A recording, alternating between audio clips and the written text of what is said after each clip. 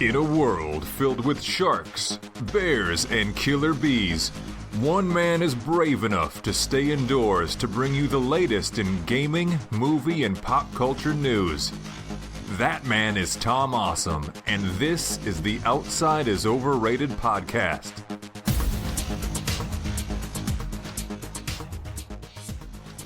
Hello and welcome to Outside is Overrated, a podcast about gaming and nerd pop culture. Thank you so much for joining us today. We've got a great show lined up for you. We're discussing Devil May Cry 5, the Devil May Cry anime, and the board game Devil May Cry The Bloody Palace. I'm your host, Tom Sadachik, and today we're going to discuss all those things that I just talked about. Joining me for the discussion are the Hobby Box, Joe Burns. Heyo. And Dr. B, Brian Camille. Hi, everybody. Welcome back to the show, guys. Brian, you haven't been on the show since the Final Fantasy 16 episode. What have you been up to since the last time we spoke?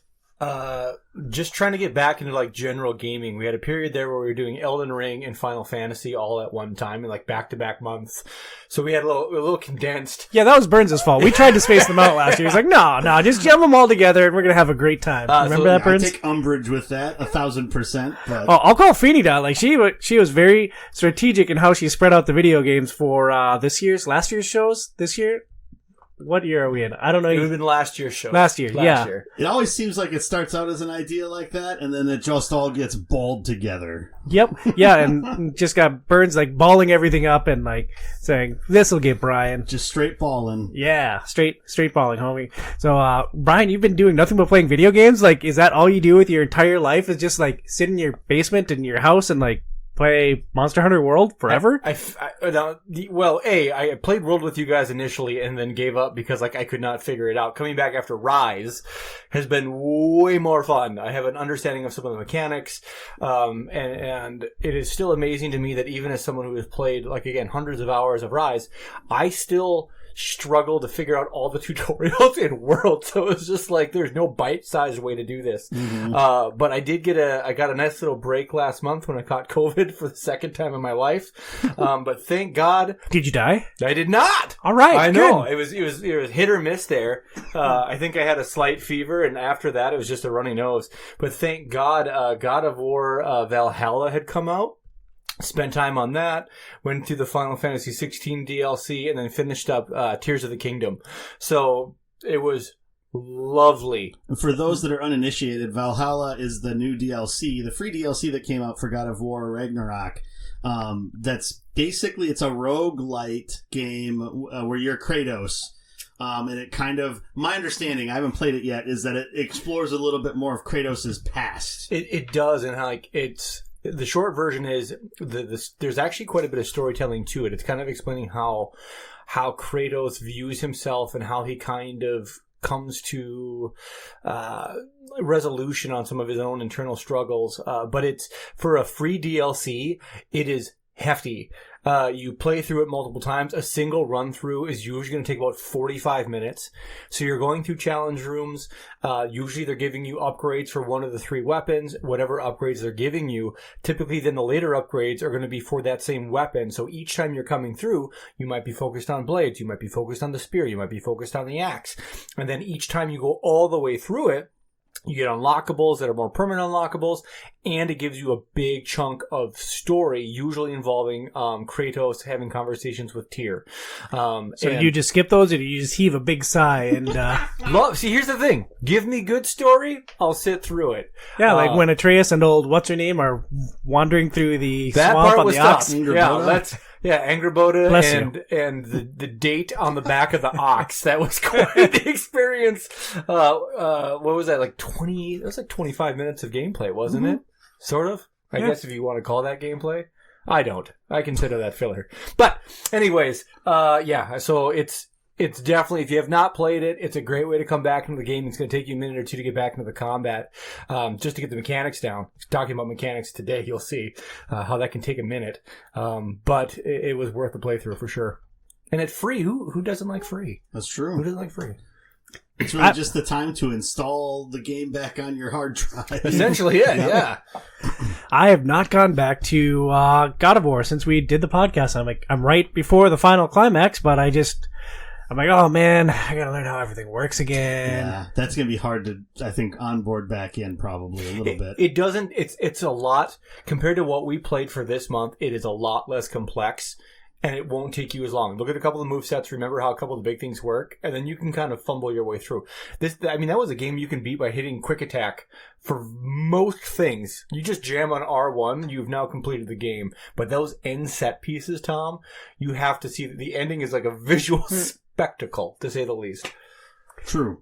I could see that visual spectacle, or I could finish my second playthrough of Lies of P. You were on a second one with it? You enjoyed it that much? Yeah, I loved it, and the second playthrough is even better because like I've got a fully upgraded puppet string and game changer.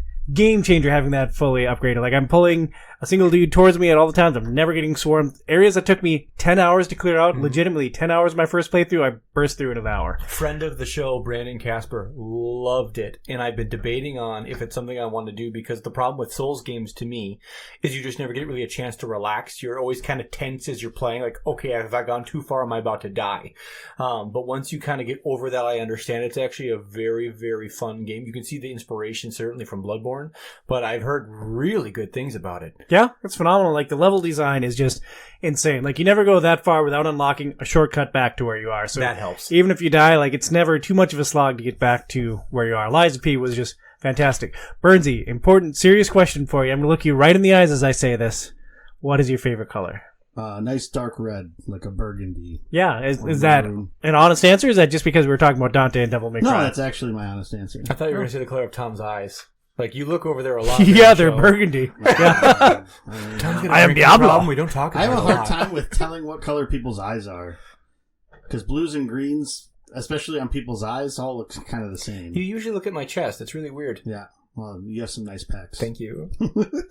Yeah, and you wear those medium shirts to really accentuate them. Extra medium, Tom. You should watch this guy eat a ghost pepper. His nipples just like erupt. Have you eaten a ghost pepper, Tom? I have, yeah. Feeny once ambushed me with one at a Super Bowl party. She didn't realize that it was a ghost pepper. Did your nipples not erupt? Honestly, I was in so much pain and trying so hard to like mask my tears that I do not know. You had a ghost pepper. I had a Trinidad scorpion pepper. I think the ghost pepper is actually hotter than what I had. Oh man, I'm pretty sure, because it's the hottest of the hot now is what Pepper X is, the new one that just got bred. The Carolina Reaper's way up there, and then the Ghost, and then the Scorpion. The Scorpion was what I had, and it wasn't like, was it in your tongue or was it in your throat? It felt like my entire head was on fire. Oh, Jesus. And my eyes were just like bursting with water, and everyone's like, what's wrong with Tom? And then like the host goes back to his chili, he's like, where's the ghost pepper in this chili? Like, I've got a pretty good idea over here. You're not supposed to rub it all over your face before you chew on it. Oh my God. I do that with all my food, Burns. Do you think Phoenix did that with intent? No, she didn't. She's just like, I'm so tired of this dude and his bullshit podcast. It's time to graduate up. New model. Yeah, death by pepper. Before we jump into our Devil May Cry discussion, we'd like to thank our sponsor, Premier Health. Check out their website at premierhealthmn, as in Minnesota.com. That's premierhealthmn.com. That MN is important. It is, especially when you're trying to email your fellow co-hosts of the show. Yeah, things can show up really anywhere. Yeah. You only say it, 4 times a month? How could you forget it? Yeah, I put it into my phone on Brian's contact too, but like, I start sending out the show notes and I just start typing in people's names and it's like, oh, all right, well, here's one that I've used before. That's probably right? The only time he pays attention to the spelling is making sure that the check is written correctly. That's the only time. Tom's like, yep, that looks good. Okay. Good job. Everything checks out here. If you enjoy Outside is Overrated, please support the show at patreon.com/OIO. That's patreon.com/OIO. You can also follow us all on social. Email the show at overratedpod@gmail.com. That's overratedpod@gmail.com. You can follow me at TomSidlogicOIO on X, Instagram, and TikTok. Follow Joy at HobbyBoxBurns on X and twitch.tv/HobbyBoxBurns. Follow the show at facebook.com/Outside is Overrated. All right, let's get into our Devil May Cry stuff. We're going to start our discussion today with the Devil May Cry board game, The Bloody Palace. Published by Steamforged Games, which has done a number of games that we've talked about on the show, a number of games that the three of us have talked about, including Horizon Zero Dawn. It was based on Zero Dawn, yep. Right? Mm-hmm. Horizon Zero Dawn and the Dark Souls board game. It was designed by James M. Hewitt, who has designed Blood Bowl, Hellboy, and Warhammer Quest Silver Tower. The theme is competitive demon slaying with some hand management and combo building. It's got a Board Game Geek rating of 7.7. On your turn in Devil May Cry: The Bloody Palace, you get one move and you play various attack cards. Each card has a linked color coming in and going out, so you can build combos by playing the same colored cards. Once per turn, you can claim your combo, scoring style points for the number of cards in your combo. Brian, how long did it take for you to feel comfortable with that basic mechanic of just building out your combos on your player mat? Well, based on the fact that our second playthrough was last night, and like about 9 times you guys had to stop me and explain mechanics because I was like deliriously tired. Brian, you can't do it that way. Oh yeah, right. A while. But it was fun watching you multiply. Like, oh, that's 10 times 2 is 20. Tom is like, yes, but that's not how the points work, Brian. So just a little context on that. So you have finishers that you put at the end of your combos, and when you put those in, then you add up the number of cards you have, and then that's equal to a point value. And if you have one of those finishers, or most of those finishers, if you have those, you double your point value for it. But Brian couldn't get past the fact of he just wanted to double the number of cards and then make that the point Which value. Does work once you get to a combo of 10. Then my math was rock solid because it was equivalent. But it probably took about maybe 2 phases to kind of really figure it out. It was figuring out the movement, and figuring out that you have to be able to turn your character, and to turn your character takes movement too. So it's not like an auto kind of direct thing. And then once we kind of got the flow of it, I want to say it was like phase 2. We were moving fairly quick, but this game tries to tell us it's like an hour. What was it? Hour to 90 minutes? The box says 60 to 90 minutes. When we knew what we were doing, it was 3 hours. Yeah, our second playthrough was about 3.5 hours, maybe a little less than that, because I forget what time you guys both got here, and we sat around and talking for a little bit before we jumped into it. But our first playthrough was 5 hours and 26 minutes. Yeah, and 5 hours and 26 minutes. Our second playthrough, we were wrecking things. I don't think we could go any faster, but once we kind of got the groove down, it became very clear how fast we could move. The only part that was tricky was you can't always really plan what's happening the board's going to change by the time it gets to your turn. So sometimes what you had thought about, and it would have been quicker to do that, but by the time you got to your turn, it's moot anyways. Mm-hmm. Yeah, so. Burnsy, what about your feel for those basic mechanics? The one move is tricky because you're used to like a game where you can move, you can attack, you have so much movement, maybe you can move part of that and attack. And DMC, you go one block of movement, and then you can discard cards for additional movement. Yeah, well, in other games you can break it up, so it's like I'll use 3 of my 5 movement here, do an attack, and then use my other 2 movement. But yeah, in this game, it's just all at once. And so I think from the combo management perspective, after I purchased my first set of upgrades, I had a pretty good idea of sort of, okay, this is what I'm trying to do. These are the cards I want to focus on. This is probably what's going to be like the best strategy to try to optimize things. As far as like the movement, I feel like it wasn't until nearer the end of the first game that I started to have a good feel as to, okay, this is when I need to use my movement. So how am I using whatever tools my character has, which I was Nero the first time we played. So he doesn't have a lot of cards that just grant him movement except for grappling hooks. Except for his couple of his wire swing ability and then the punchline if you get that. So aside from that, it was a lot more tricky because you really want to be either start up close to something or use your movement to get up close and then have some mechanism to either get distance or make sure you kill everything so you don't take a lot of attacks back. So that part, I think the movement and everything was a little bit trickier than just like the combo system because that really makes sense. Like once you play cards out, you get through a couple of combos, you see how beneficial it is to get a finisher out there, and then you're like, okay, so that's my point to getting as many points as possible. So it's really just trying to build up to, getting as many of those same colored cards as possible and then getting a finisher for that to try to maximize your points. Which is a little bit of luck, too, because sometimes you're drawing a hand and you got things that synergize really well together. Most characters are going to have 2 different kind of colored combo cards they can use. Quick clarification, there's 3 different colors and then a blank color combo for the different cards that your character will draw. There's red combos, blue combos, green combos, and gray ranged attacks that can play off of any color combo. And most characters are only going to operate with 2 colors. Dante was the only one with 3. I believe so. I don't think any of the other characters have all 3. Trish and V had did. 2. Yeah, Nero had 2. I don't think Nero did either. No, Nero because only Nero had 2. didn't have red. He had green and blue. I'm pretty sure. Correct. And it's interesting because there's times where you are really limited by you have a hand, you got a couple of small things you can do, but nothing really synergizes, and it's kind of like a wasted turn. Mm-hmm. But then other times you can create these long, beautiful combos, and they are so satisfying to end on that final hit. Mm-hmm. And another clarification there. You have a hand of 5 cards. Excuse me. You have a hand of 5 cards. You're playing cards under your combo. The cards that you have left are either your defensive abilities. You can discard cards to shrug off damage or discard cards for movement. But your combo persists in between turns. So you're trying to build up to a combo of 10 cards. You have 5 in your hand. So over 2 or more turns, you're building up this combo.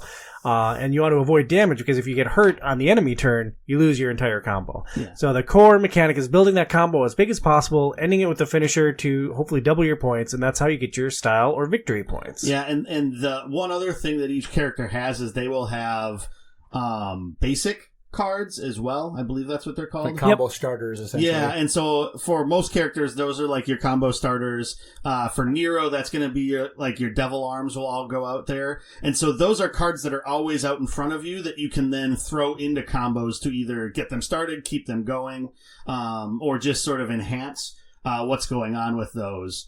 And so those are really nice to have to try to like bridge the gap between things, or to end the current combo you're on and then start a new combo with that. And so it's really just balancing which basic attacks you still have out. If you close your combo, which ones you're going to get back so you could throw those back out there into a new combo, and then how to maximize that with the cards that you have in your hand. So it sounds complicated, but once you actually start playing it, I think it makes a lot of sense, and the visuals are done really well on the cards to help you understand this is how this matches up to what I'm playing out in my combo. So And I thought the variability of the combos was very interesting. There was a point last night, we were in the final phase of the boss fight, and each round of the fight, there's different achievements you can get. And we had an achievement up for having a combo of 10 cards. And I was sitting on a combo of like 7 cards already. Burns, you had maybe 1 card out. Brian, I don't think you had any combo out. I'm like, oh, good. I'm going to get that 10 card combo. But Brian's turn in the turn order was before me, and he's throwing out devil arms. He uses his whole hand, and like you managed to build a 10 card combo, steal that achievement. I'm like, what just happened? Yeah, like I was in perfect position for this. And Nero's, and we'll get into more of the mechanics of each character in a minute. The thing about Nero is he has the base set of cards that he can use all the time, but there are certain ones that are more strong than others, and those ones have to be refreshed. So at the start of a round, you have access to all of them, and he can build almost a 10-hit combo off just those things all at once. Plus, we had purchased some things in between rounds that kind of accentuated that. But to put it frankly, I blew my load, and I got my 10-card hand, which is worth 10 points, and when you double 10, it's 20. And that's how math works. Well, and I think, shoot, where was I going to go with that? I think, and then that was another one of those instances where, like, the turn order mattered, like, a lot. Insanely, because that was the start of the boss round. So you were able to get that 10 combo out. I did have like 3 or 4 cards out. And then you were able to go and get the 8 combo. And then it's just like, okay, well, I had no chance at either of those things. And that's a little bit of a bummer in this game, is just how lucky you get with how some of that plays out and how detrimental that can be sometimes. Based upon how that happens. I got the benefit of finishing off, I guess, the boss before that, or the mini boss, or however you want to call it, the Impusa Queen. But then I got left behind at the start of the boss fight. Yeah. And then pounded by the boss at one point too. Yeah, and the characters are so different too. I think some have natural abilities to be a little bit easier to do that with. When you're managing 3 colors, that's a lot harder because now these might not fit. And we'll talk about that probably right now, actually. Yeah. You play as either Dante, Nero, V, or Trish, 3 characters from DMC5 and another character from the DMC universe. Joey, how well did the Bloody Palace capture the source material of these characters? Well, Trish is in DMC5. You just don't play as her in DMC5. I think... So I think every time that we've played one of these games for the podcast... We've always kind of come down to that it did a good You mean a Steamforged game specifically? Not just Steamforged game, but any of the board games I think that we've played for the podcast, we've always come to the conclusion that it did a good job of representing source material, how it managed the source material. That's including the 2 Steamforged games that we played. But I do think that out of all the board games that we've played that have been a representation of a video game, this does by far the best job of representing that on the tabletop and sort of translating that over. And I think a lot of that also comes into how the characters are represented and how different that they are. And the funny thing that I found was I and it might just be coincidence a little bit, but I found that like with Nero, I clicked with him like super quickly and how to play him in the board game. Just like in the video game, I clicked with how to play Nero a lot quicker than I did with Dante. And Dante was a lot more tricky. Even by the end of the game last night, when we played it the second time, I really didn't feel like I had a good handle on how to make things really work or optimize Dante. And that's the same with the video game. By the time I finished the video game with Dante, I finished it. I made it through, but it's just there's so many things to try to determine what's going to be the best way to handle it. Quick pro tip: Nero is a lot more powerful if you cheat with him and use the replenish card to flip all of your devil arms at once, as I did in a 2-player game with Phoenix. He's just like unstoppable. And I'm like, oh, this is awesome. Just like devil arm, devil arm, devil arm. Good times. But I think even without that, I think he is still pretty strong. He has, what he lacks in mobility, like Dante and Trish have, where they can move like before they're shooting attacks or after some of their other attacks. He doesn't really have a lot of those tricks, but he has a couple of like big move abilities that allow him to get from point A to point B fairly quickly. And he has the most like innate movement of any of the characters because he can move 6 where Trish and Dante can only move 5 with their base movement. Yeah, and those arm movements can pull you a chunk of distance. They can move enemies to you or away from you. Well, not away from you, just to you. Yeah. And it is the damage he can output is wild compared to some of the other characters, like, because there are enemies in this game that they take a reduced amount of damage on every single hit. And to be honest, it didn't really affect Nero all that much because he can dump so much damage downwind. While say someone like Trish is more times going to like kind of pelt you with smaller attacks all the time and then skip away and move away and use her utility that way.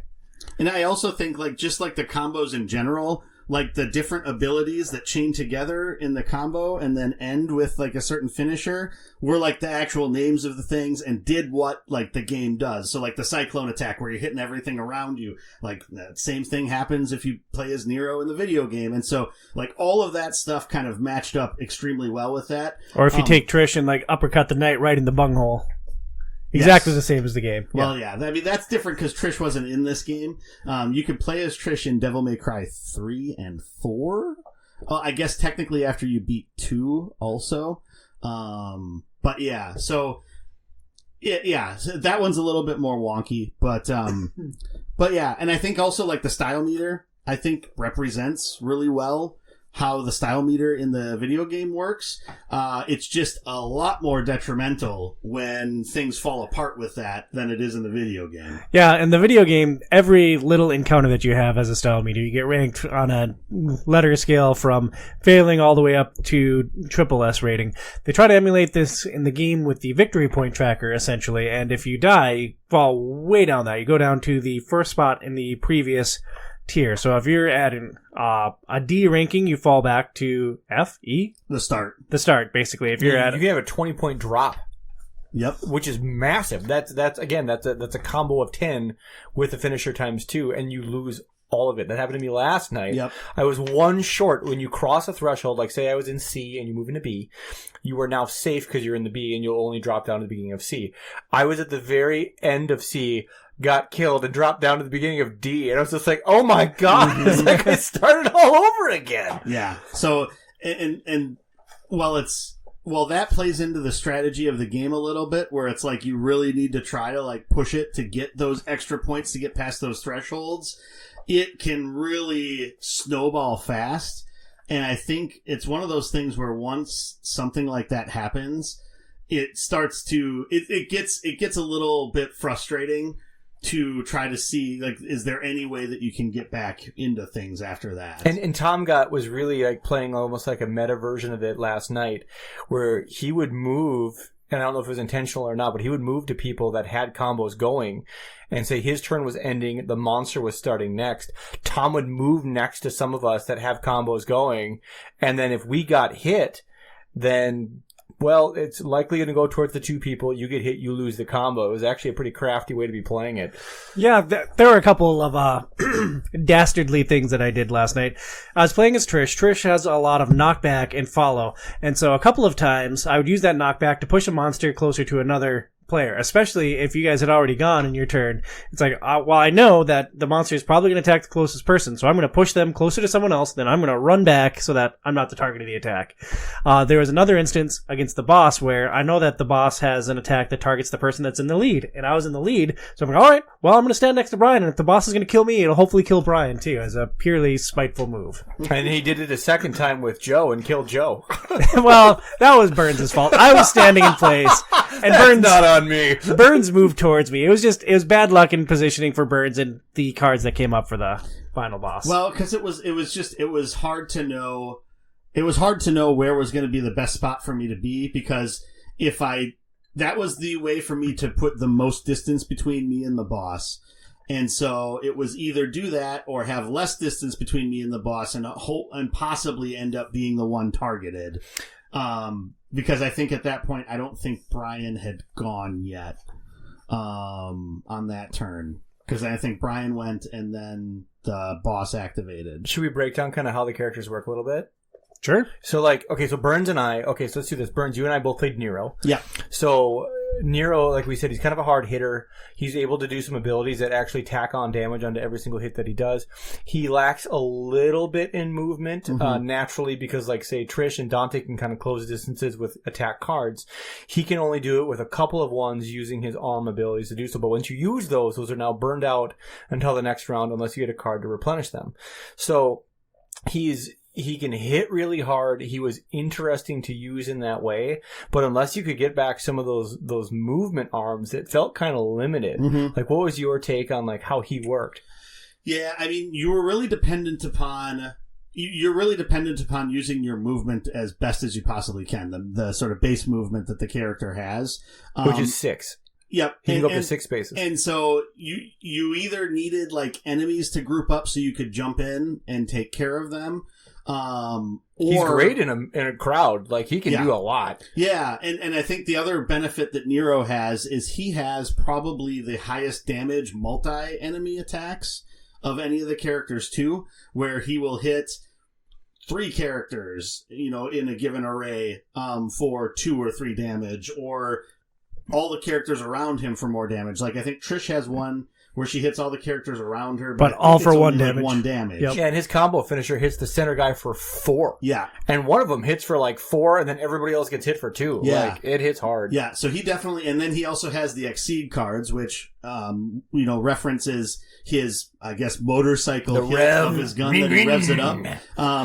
And so that adds another damage to all the attacks. So it's like if you get 1 or 2 of those like you did last night, I mean, those 4 attacks are 6. And that's going to kill a lot of the little things and put a hurt on a lot of the big things. Yep.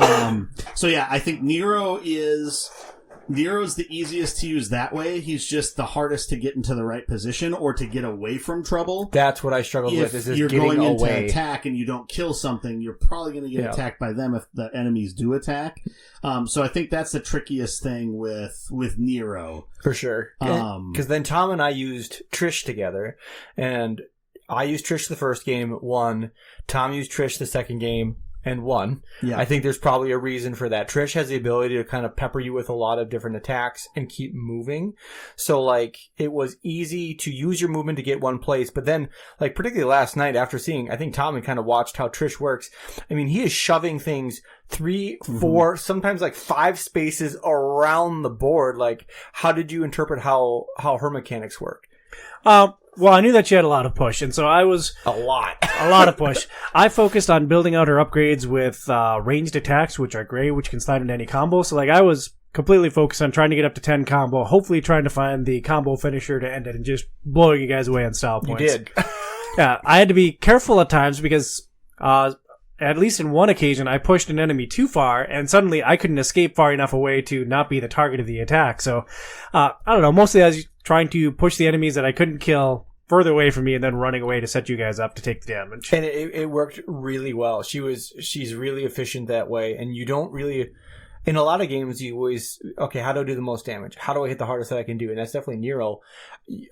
Halfway through the game with Trish, I was like, holy crap, her ability to be this mobile winds up being such a strength because you don't appreciate how much positioning in this game matters. Oh, yeah. If you are close to things and they hit you, it hurts, which Tom wound up using V. Now, V is essentially basically almost like a puppeteer. So he's got a minion on the board, but the minion can't kill. V has to do the kill. You want to explain how smoothly that went? Well, first I'll say it's an awesome representation of V. They captured the source material of V. Great. They had his primary demon who goes all the way back to Devil May Cry 1. And thematically, it was awesome. In actual playing the character, it really, really sucked. Because, like, V, you're trying to keep him out of harm's way. You're doing most of the damage. But he has a couple of cards that can only be used to finish enemies, which is fine when you're fighting off swarms of Impusas. Because, like, as long as it kills one dude, like, it'll do a pretty wide swath of damage to a lot of things. As you get later in the game, like, to a boss fight, those cards are an absolute liability because you just can't use them. It's like, alright, well, I have 5 cards in my hand. I can't use this card to attack. Great. It's got a 1 movement or a 1 dodge. I'm facing probably an attack of 6 damage, so, like, my combo's dead either way, so I guess I'll just discard it and hope for a better draw next time. And if the pet dies, you have to burn a card to bring him back, right? Yep. And, like, Shadow was useful because, like, he functions as a hunter in most ways. The enemies will target him. But if he dies, you burn your card, so your hand of 5 is down to 4. And, like, you need that Shadow Shield to keep the heat off of you a lot of the times. Cool representation, very complicated player to play, and extremely limited in mobility. Well, because the other trouble you ran into with Shadow was you would keep building combos, right? But he would just keep doing damage to the same enemy that was at 1 health. And you can't kill him. And so it's like a lot of damage output where it's like it would be great if you could try to get that into another creature to get them down to 1 so that V could go in and do the finish, but it just doesn't work sometimes with the cards. And so, yeah, he seems like probably the most difficult of the 4 to play. I'm guessing it's one of those things where once you get optimal with it, you could just shred everybody else. You could teleport, couldn't you, in some way? I saw you do some big jumps around the board. To do his finisher, right? Yeah, there were some potentially big moves, but then the problem is, like, you're standing in harm's way after that. Got you. It's like you position Shadow to, like, beat up on the dudes, and then, like, you warp in, you can finish them, that's great, but if you don't finish all of them, like, your combo's at risk, and it's like, I forgot about all that wasted damage output because, like, focus on combos, build those combos, build that style score so that I can compete at the end of the game. And what was the hit points for him? It was 6 or less. Okay. Yeah, and hit points aren't uniform. Trish had 7, Dante had 8. Yeah. 6 for Nero, and then I think it was 6 for V. We only had 1 Dante player, and that was Burns last night. I did not envy you in any way watching how many cards are on the table, how much text are on these cards. I asked him a couple times what he was doing. He explained it. I didn't get it, and I just was, oh, good. Yeah, I know what's going on. Are you having fun? Yep. All right, good. Stop talking. What was your opinion on Dante? So he's definitely interesting to play. There's a lot of stuff going on with him. But he has the benefit of basically doing a lot of the same things that, like, either Trish or Nero does. It just depends upon, like, what combo you're doing. And forms. He's got, like, different forms, Yeah, right? So similar to the video game where he has his 4 stances, you start off with just the defensive stance, which is Royal Guard. And so basically when you are taking an attack, you can discard a card to do the defense or dodge value on that card to block that much damage or not take that. So if an enemy is attacking you for 5 and you discard a card that's worth a 2 defense, then you block 2, you take 3 damage. Royal Guard basically says whenever you discard cards to block, you add 1 to the final value of the dodge value. And so if I got rid of 2 cards that were worth 4 total, then it would be 5. I would block that full 5 damage coming at me from the enemy. The problem is how often are you really holding on to those cards to dodge? And how often, the trap I ran into sometimes with him, how often would I hold on to cards to dodge, but then not get attacked? And then it's like, okay, do I just discard this because I'm not going to, do I keep it for another turn just because it has a 3 defense, which means I probably don't take damage from what's coming at me with 4 block? So that was one of the tricky things with him. We didn't really block much in general, did we? I think I only blocked one thing last night. I don't think I blocked anything on the first round. Tom did once, because you got a achievement for it. Yeah, I against one of the mid-sized figures. Yeah. I had 4 damage coming at me, and I had 2 cards that I held on to. I positioned myself specifically to get that achievement. Yeah, I think it's similar to the game where with Royal Guard 2, I never really figured out how to actually use that, and it was more so just dodge and just push on the attack. Mm-hmm. And so it kind of ran into that same thing. So his other stances will either then allow you to pull back a melee card, so you discard a card from your hand to pull back a melee card from your combo. Basically allows you to do that damage again, as long as you can fit it into your chain at the end. And then Gunslinger stance is the same thing, pulling back a ranged attack card to be able to shoot that again within there. And then the final one is the Trickster, which basically just gives you extra movement. When you discard cards for movement, you get an extra movement. Yeah, when you were doing the Balrog, which is essentially like the martial arts, the actual hands and leg strikes, he was all over the place. And then each of his combos that you can build, so the different colors you can build are representative of his different weapons that he has in the game. So the sword, the Rebellion, I believe is the name of his sword, if I remember correctly. That's like his blue chains. And so that's all sort of built off of using that. And those are very similar to, I would say those are very similar to Nero and how Nero plays. And then the red ones are the Balrog, which are like the cuffs, or the gauntlets that he uses to melee punch enemies, or to milk cows based on the hand motions you're doing there. That too, depending on how you see skiing or a very active prom night. But he, so that felt a little bit more like Trish's melee attacks, where she would attack or move and then attack, or attack then move and then attack again. So that was an interesting sort of dichotomy, but it all comes down to getting the right colored cards so that you can string some of those together. Because that was the problem I was running into, is I would get a batch of one set of cards, but I wouldn't get a finisher at the right time, or I wouldn't have enough of those cards to string a long enough combo to really cash in on that. That's the problem with the complexity of the deck, right? You only have 5 cards to draw from. Yeah. So because of that, you're only getting such a small sample size. And if, God forbid, they don't fit, there's not a ton you can do. Or like the turn last night, you had, Brian, you drew 3 combo finishers out of your 5 cards. Like, how'd that turn work out for you? It actually, the part that was funny about it is like, so until you get to like 4 cards in the combo, you don't register any style points.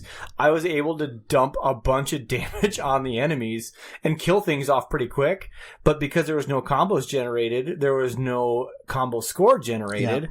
And essentially I wound up getting not health globes. Red orbs is what the currency is when you kill something. I got orbs, but it really didn't help me in the long play of the game. So it gave me some currency. I did the best I could with it, but there was really no other option. The 2 other tricky things with Dante, because I ran into that issue too, where I had he's I think the only character that has starters in his deck. So I had that once where I had like 2 starters in my deck, or in my hand when I drew, and it's just like, well, I can't start the same combo twice. He also has 3 green combo cards total in his entire set, which is just super strange to me, because, where some characters will have multicolor cards, so you could use that to bridge the gap between one combo to the other. His only multicolored cards are starter cards. They start with the yellow. So you could just start with that, but then it could be any color after that, which doesn't help you with those green combos. So it's literally that combo was supposed to be a 2-card combo, and that's it. Which doesn't make a lot of sense to me, because you don't get points for that. There's no benefit to completing that combo of only 2. Green would have especially since you can't cash in more than 1 combo in a turn. Because then it's not like you could just go ba-bam, ba-bam, and then start another one. You go ba-bam and then ba, and then that's it. So that was, and then the other really tricky thing with Dante, he had the least amount of basic attack cards. he only had 3 cards. So there's a lot less, you're more reliant on your hand then to be able to string things together. With only those 3 cards and 2 of them are starters. So it's really like I had like the one gunshot that I could sort of chain in there after that. Otherwise, I just was weak. Whereas I think Trish had the most basic attack cards. She has 4 basic attack cards. 2 are starters. 1 is a blue combo card and the other is a gray card that can be played into any. So she could always do at least 3 cards to start a combo. Yep. And then Nero, I think, has 4 as well, but then all of his devil arms go into the basic attacks. You can buy a lot so of them, you too. you could end up having like 7 or 8 cards down there, I think, if you buy all the devil arms. And so that was the other thing that was a little bit limiting playing as Dante. And so he also seems like one of those similar to V, where it's like, I feel like you really have to get to know how the character plays to really be able to optimize and do well as him. So if I'm hearing you correctly, you're saying that he's a terrible encapsulation of the source material. The whole game is trash and should be pushed into the magma. No, because it's like, it matches up with how I played as him. Like, I didn't really understand. Last night I mostly just did blue combos and gunshots because that's what it was. And like, look at the game. I used the sword most of the time. Once I got the nunchucks, I used that a lot. And then I did ranged attacks with the rocket launcher all the time. And so it matched up how I played him in the game because I couldn't figure out how to do all of his other stances and stuff like that. I basically bounced between 2 of his stances throughout the game, maybe one other one for traversal and stuff like that. So yeah, I don't know. I think it actually captured it pretty well. And maybe if I got better at Dante in the video game, maybe I would have been better as Dante in the board game. I don't know. Dante's the only one where I had questions to the developer, like, why did you do it this way? Because with Dante, so when we're talking about combos, you get a card called a combo finisher. And a combo finisher usually hits very hard. And when it does, there's 2 ways to do it. You can either just claim your combo, like, hey, I'm done with my combo, I'm starting a new one, you take your points. But when you play a combo finisher, what it does is you take your points, and then whatever your points were, it's doubled by the combo finisher. The part that didn't make any sense about Dante's green cards, I think it is the only combo finisher that did not double. Is it the green one that was the only one that did not double the score points? What? That doesn't make any sense. Not only it would make more sense to me if that thing like tripled your points, because if you can't link it with other things, you should be rewarded for the ingenuity and the flexibility of doing it. But it was like, even if you did get it, it's like, it sucks. I'm guessing the only reason they did that was that it was probably really hard to actually make it into a combo that would score. So they didn't want to rub it into the fact, like, the only thing you could really use with it is a bunch of ranged attacks, but then you're having to have those starter cards, which the green starter is only in your deck. So it's like you're going to have those and ranged attacks in order to make it work. And the likelihood that you're going to get that batch of cards in there at the same time, or have set up the one thing to be able to get those other pieces later on, I think it's just so slim. Especially since, and I think I bring it up later in the notes, but I'll bring it up now, you don't have a mechanism to cull cards in this game. I think that is, like, this is like the first deck builder type of game where that's the case. And maybe it's because this isn't a deck builder, you're just adding more things into there. That's the one thing that doesn't really represent the source material well, because maybe it's like a deck grower instead of a deck builder. I don't know, but it's like, because the biggest thing is, it's like in the video game, if you unlock an ability and don't use it, it's not like it pops up and the game tells you, hey, use this ability. You have to use this ability, or you just like can't do anything this turn. Like, that's the one thing. It's like, I really wish there was a mechanism where I could take cards out of my deck too, so that I could streamline it down. Now, granted, it would have to be limited, because otherwise you could make some like just killer combos and like nonstop. Really nothing but blues deck. and grays in my Trish deck. It'd be great. But it's like, if I could take out like a card per round. Like, once you buy things, you can get rid of one card out of your deck. I think that would go a long way in at least pruning it a little bit more in the right direction. Because that's a problem I had in our first game with Nero, is I, like, got a ton of red orbs that second to last game, and I unlocked, like, I think there was, like, 3 things I didn't buy of his by the end of the game. But then it's like I got this fat deck, and it's like, at what point, like, I'm not getting a lot of the same things anymore to really combo things together, so it's almost like a detriment to some extent to upgrade a lot of things fully. God forbid your combos at the end to your combo ender. If it's at the end of the deck, too bad. Oh, yeah. Unless you get a strategizer, you can go seek for it. Yeah, there you go. That's the only thing. There you go. By the way, there is a feature called Interrupt, which is cool. We didn't really touch base on it, but it allows you to, the second somebody is stating that they're playing on their turn, you can play an interrupt, you get movement and an attack. So it is a little bit tricky because you can run in and like steal some things. We had a double interrupt last night. I was playing and having fun by myself. Joe was rude and decided to interrupt me. Tom decided to interrupt Joe, who felt bad and then realized what he did was wrong. And then we just kept playing. But it was really interesting, like, how that dynamic worked, too. It was interesting, because I was sitting on my interrupt, and, like, you need to steal kills, you need to get red orbs to upgrade your deck. That's a core mechanic. So I'm sitting on my interrupt, and, like, I know it's Brian's turn, and there's a weak dude around. I'm like, all right, well, I'm going to jump in and I'm going to steal this. And, like, it's very hard to just leave it in my deck and, like, not tip off that I'm going to interrupt. And then Burns pulls out his interrupt, and, like, he's holding it in his hand and, like, glaring at Brian. And you call it out. I'm like, ooh. Oh, Burns is going to do it. Okay. Just calm down. Let Burns play his interrupt. Let him play his card. Interrupt! And the second Burns lays it down, Tom's like, interrupt. I'm interrupting you. I'm interrupting you. It was tough because I think I was going to play it because I thought he played like a different card that wasn't a combo card. So I was like, so I just left my hand out there. But it was pretty clear what my intentions were. And if we had both thrown our interrupts down at the same time, first player gets to decide who goes first, and you were first player. So like I had to wait until you played your interrupt, played your combo card. Yeah. Interesting. Neat piece. But summarizing our thoughts on the characters, I think they all captured the source material really well. They all had their unique stick that kind of tied to the games, and I think, for the most part, we all enjoyed them. V is my favorite character in 5, but he was painful in the game, but at least I can appreciate his unique mechanics. Any dissent with the fact that they captured the source material well? No, I think they did it extremely well. I think Nero is fairly straightforward, hits hard. That's what happened in the game. V uses his puppet to soften things up, moves in for the kill. That's exactly what happened in the game.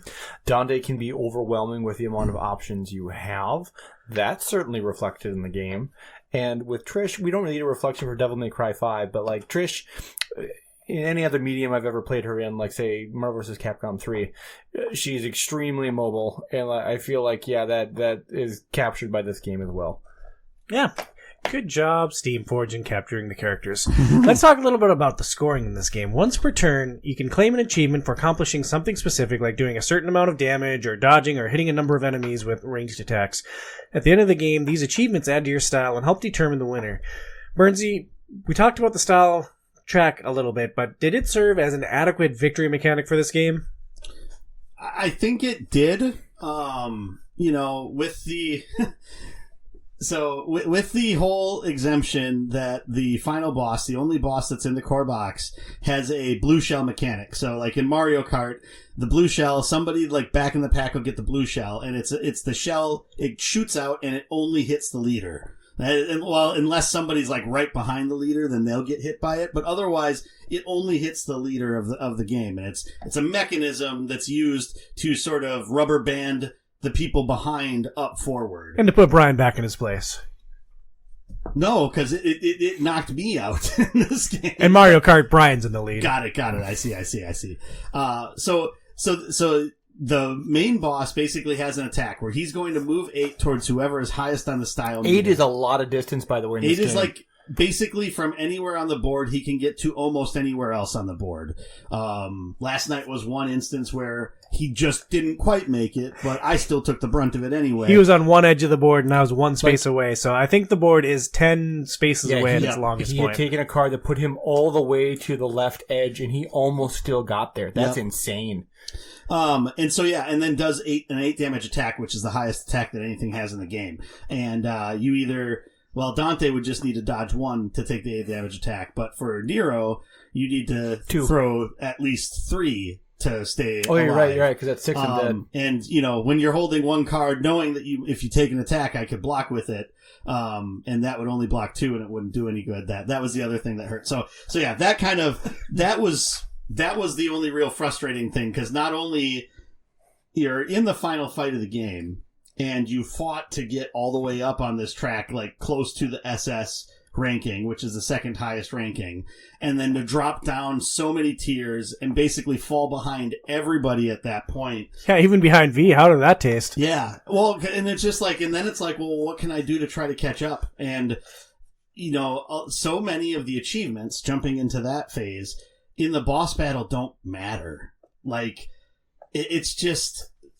I think that's one of the weaknesses of the game are the achievements, and that I don't think they're varied enough, because it really is just kind of the breakdown of what you said. It's either do X amount of melee attacks to different enemies in a turn, or kill 2 enemies, hit so many with a gun, hit so many with melee. And they're not high point values. Or they're do like X amount of 2 or damage. 3. So one thing I did find out looking through the FAQ this morning is, so do X amount of damage in one attack. So for like Nero's abilities where you're attacking multiple things at once, that adds up. Oh, they all add. Yeah. Okay. So that's a mechanism to do it, is if you have multi-enemy attacks and you're hitting them with hitting multiple enemies with them, then that's a way that you can get up to that 5 or 7 threshold. And the thing that was interesting about the boss fight is I think that they designed it with the intent that the boss fight is going to be really where a lot of the action happens. We had a lot of lead changes in the boss fight. Part of that is due to the fact that, you can be killed. That is a thing. It can knock you down. Also with the boss fight, that boss had 65 hit points. Yep. That's a lot of hit points. So you are having to produce long combo strings to even deal with him. So you have a lot of scoring in that last round, and just like we had the first game, we had leads changing dramatically. I was, I think, probably in 3rd place starting in the first game. By the time that we finished, the board only goes up to 95 points total. I had maybe cleared 95. I launched 2 massive combos that let me score 40 points, which went halfway around the board to finish the game. Yeah. So it's that end fight was really, it just felt like give and take. And it was a lot of fun because there was so much happening in it. But if you get hit and you get behind, and there's not a lot of hit points left, there's nothing you can do. There's not enough time. So your perspective on that is that. My perspective on that was an interesting way to put that. Well, I'm just saying, because you were the one that went from, in the back distant to jumping third, ahead, right? Yeah. To me, I think the reason why that's such a problem in this game is that it negates the entire 2.5 to 4.5 hours you spent before that, really. And I would almost maybe argue you're better off to struggle through the first parts of the game, not upgrade your deck as much, so that it's doesn't have as many side things and only has the things to do combos in it against the boss. Because if the whole mechanism against the boss is to A, not get hit, but B, string together as large a combos as possible, not be the leader, you're better like sandbagging for the first part of the game and then jumping up at the end to try to jump into the lead. Because you can. Because there's so much room with hit points. Yeah. Hit points are basically your timer. Hit points run out, game over. Yeah, and so I think... true of a lot of games. Yeah. This one particularly, though, for the boss fight, because it's like, if he's, again, like we had last night, you and I knew when there's 10 hit points left, Tom had it. Unless he got killed, which he'd avoid, there was nothing that we could do to even come close. The last 10 points were pretty much pointless. We just knew it was over. Well, because that's the other thing, is that you get more points by stringing combos together at the end than actually, like, beating the boss. So, technically it'd be a tie unless you have a combo finisher, because you can get up to a 10-card combo, which is 10 points. You get 10 points for being the one to actually kill the boss. But so it's like, you get 10 points for killing a boss, but you have a 10-card combo with a combo finisher. That's better than killing the boss. Especially if you do 2 of them. Like, that's way better than killing the boss. And so it's like, almost like your benefit is to just pepper little amounts of damage and string together as big of a combo and cash it in as much as possible than actually achieving the goal of finishing the game. Which is why I think Trish won twice. She's really good at that part. And she could just keep going. Yeah.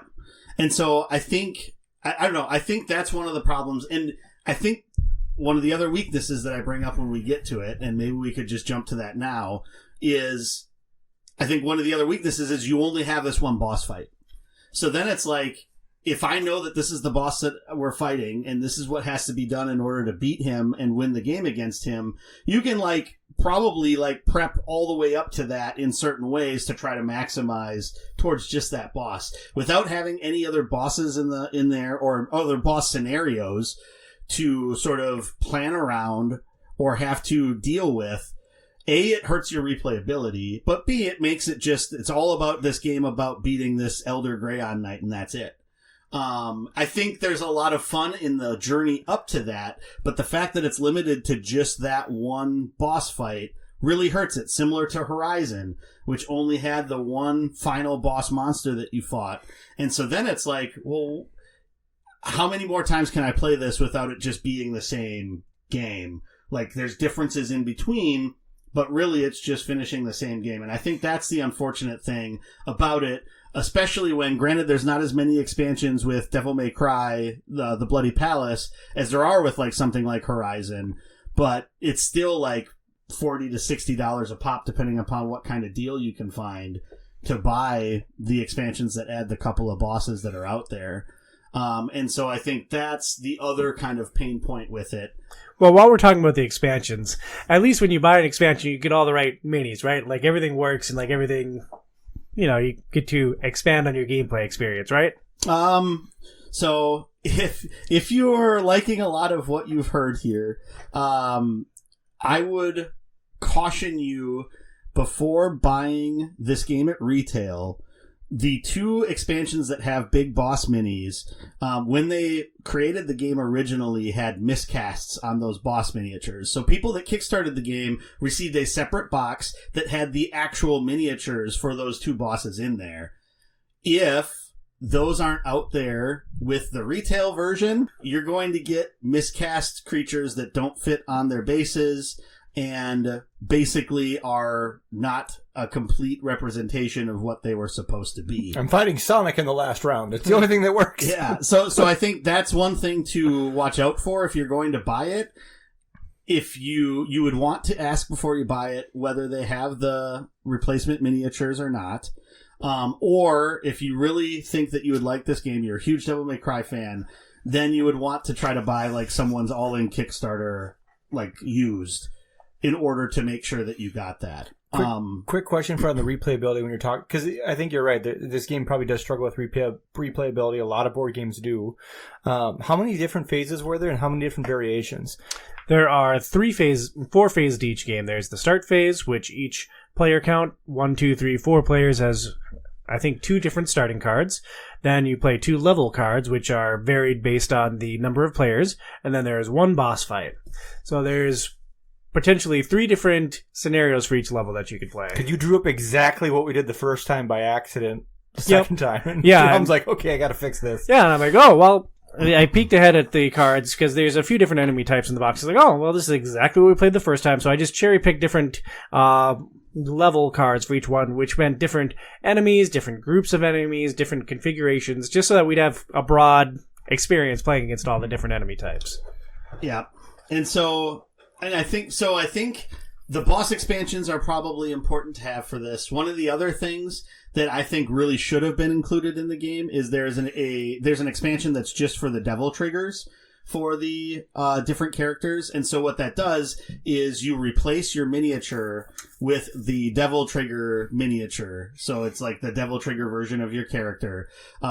With V, you get Nightmare, yes, which is pretty cool as well. And then how that works is you get a separate devil trigger deck, which is then stronger cards to represent the abilities you have when you're using your like sort of built up ultimate ability that you get within the video game. And that's just like, with that not in the game, like that just feels weird not having that in the base game. Because it's a huge part of the game itself. It is.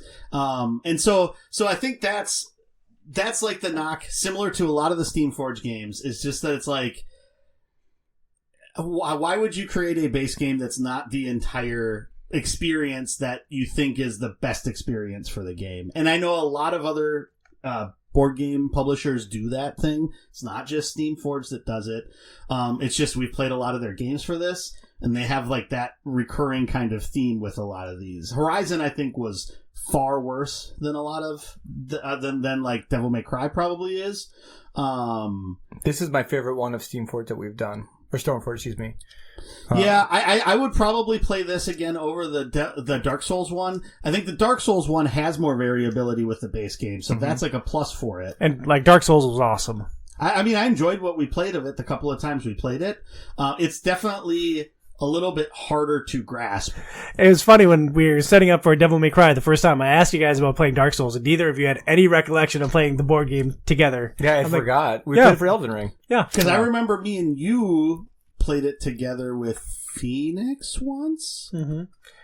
But then we did play it together once, yeah. We got around to it. It took a while to jog our memories. If I could suggest anything in this game, too, and I'm the one that made the most errors with it, Burnsy made one towards the end, Dante and Nero's characters look very similar. Yes. And I can't tell you how many times I grabbed the wrong guy. And then at one point, Burns is like, no, this is your guy. I'm like, no, I quadruple checked. It's, oh wait, no, I was right this time. They're just very similar looking. Family resemblance. No kidding. So, in all, it's a fun game. There is a lot of enjoyment here, like slaying the low-level demons, collecting the orbs, upgrading your deck. There's a lot of good stuff. It suffers a little bit from replayability, but as a Devil May Cry fan, and like as a fan of even like action RPGs adapted for a board game format, like there's a lot to enjoy with Devil May Cry, the Bloody Palace board game. Any final thoughts before moving on? No, I mean, I would like to play it. I'd like to play as all the characters at least once. It's just one of those things where I just don't know if it would get over the top of other games that I have in my collection or that are in your collection that I'd either want to play again or would want to play for the first time. Like, I think that's like the issue that it would run into is, especially since we don't have any of the extra content, it's like after I play as the other two characters, you're just playing through the same stuff over and over again. And at some point that just doesn't entice you as much. Yeah, it captures the source material really well. Yes, it does. And I really enjoyed it, and the combo building mechanic is very unique. I can't think of anything similar to that in board games, but realistically, when is this ever coming to the table again? And the cool part, the part that I take away with the best as someone who plays less board games as you guys, how dramatically different playing each character is. Mm-hmm. It is. You can't go in really with a similar style as to using a Trish than you did with Nero. And Try going from V to Trish. That is an experience. I would imagine. If we play two more times, play V first and then be Trish. Watching Tom play V, I was just like, because we were trying to figure out who we were going to play in the second game, and I'm like, I'm not playing V, but I also feel like knowing enough about other games where you're doing like puppeteer work, so like things like similar to like Guilty Gear, or like even if you're looking at like say Rosalina from Super Smash Brothers Ultimate or things like that, I'm pretty sure that those puppet characters oftentimes can be really overpowering once you start to kind of really flush them out. So I might even look online to see if I can find someone who's like really, really good at playing V to see what that would do. You used to watch Tom. Yeah. Triple S style every time. Yeah, Tom dropping 80 points of damage onto a single thing and it's not dying. Gotta get my combo going! Somebody kill this thing! That's all about the victory points. And speaking of victory points, hey guys, I was throwing down some sick combos with my Devil Sword Tom, and I think I tweaked my back. Do you know where I can get some green orbs so I can get back to my Triple S combos? Check out Premier Health. They have solutions for back pain, neck pain, car accidents, devil hunting injuries, and more. I suggest seeing Dr. Camille in Golden Valley, Minnesota. Learn more at premierhealthmn.com. And if I may add on to that, so as you guys are about to find as we go future, there was a lot of forearm, I think, injuries in this game as we played.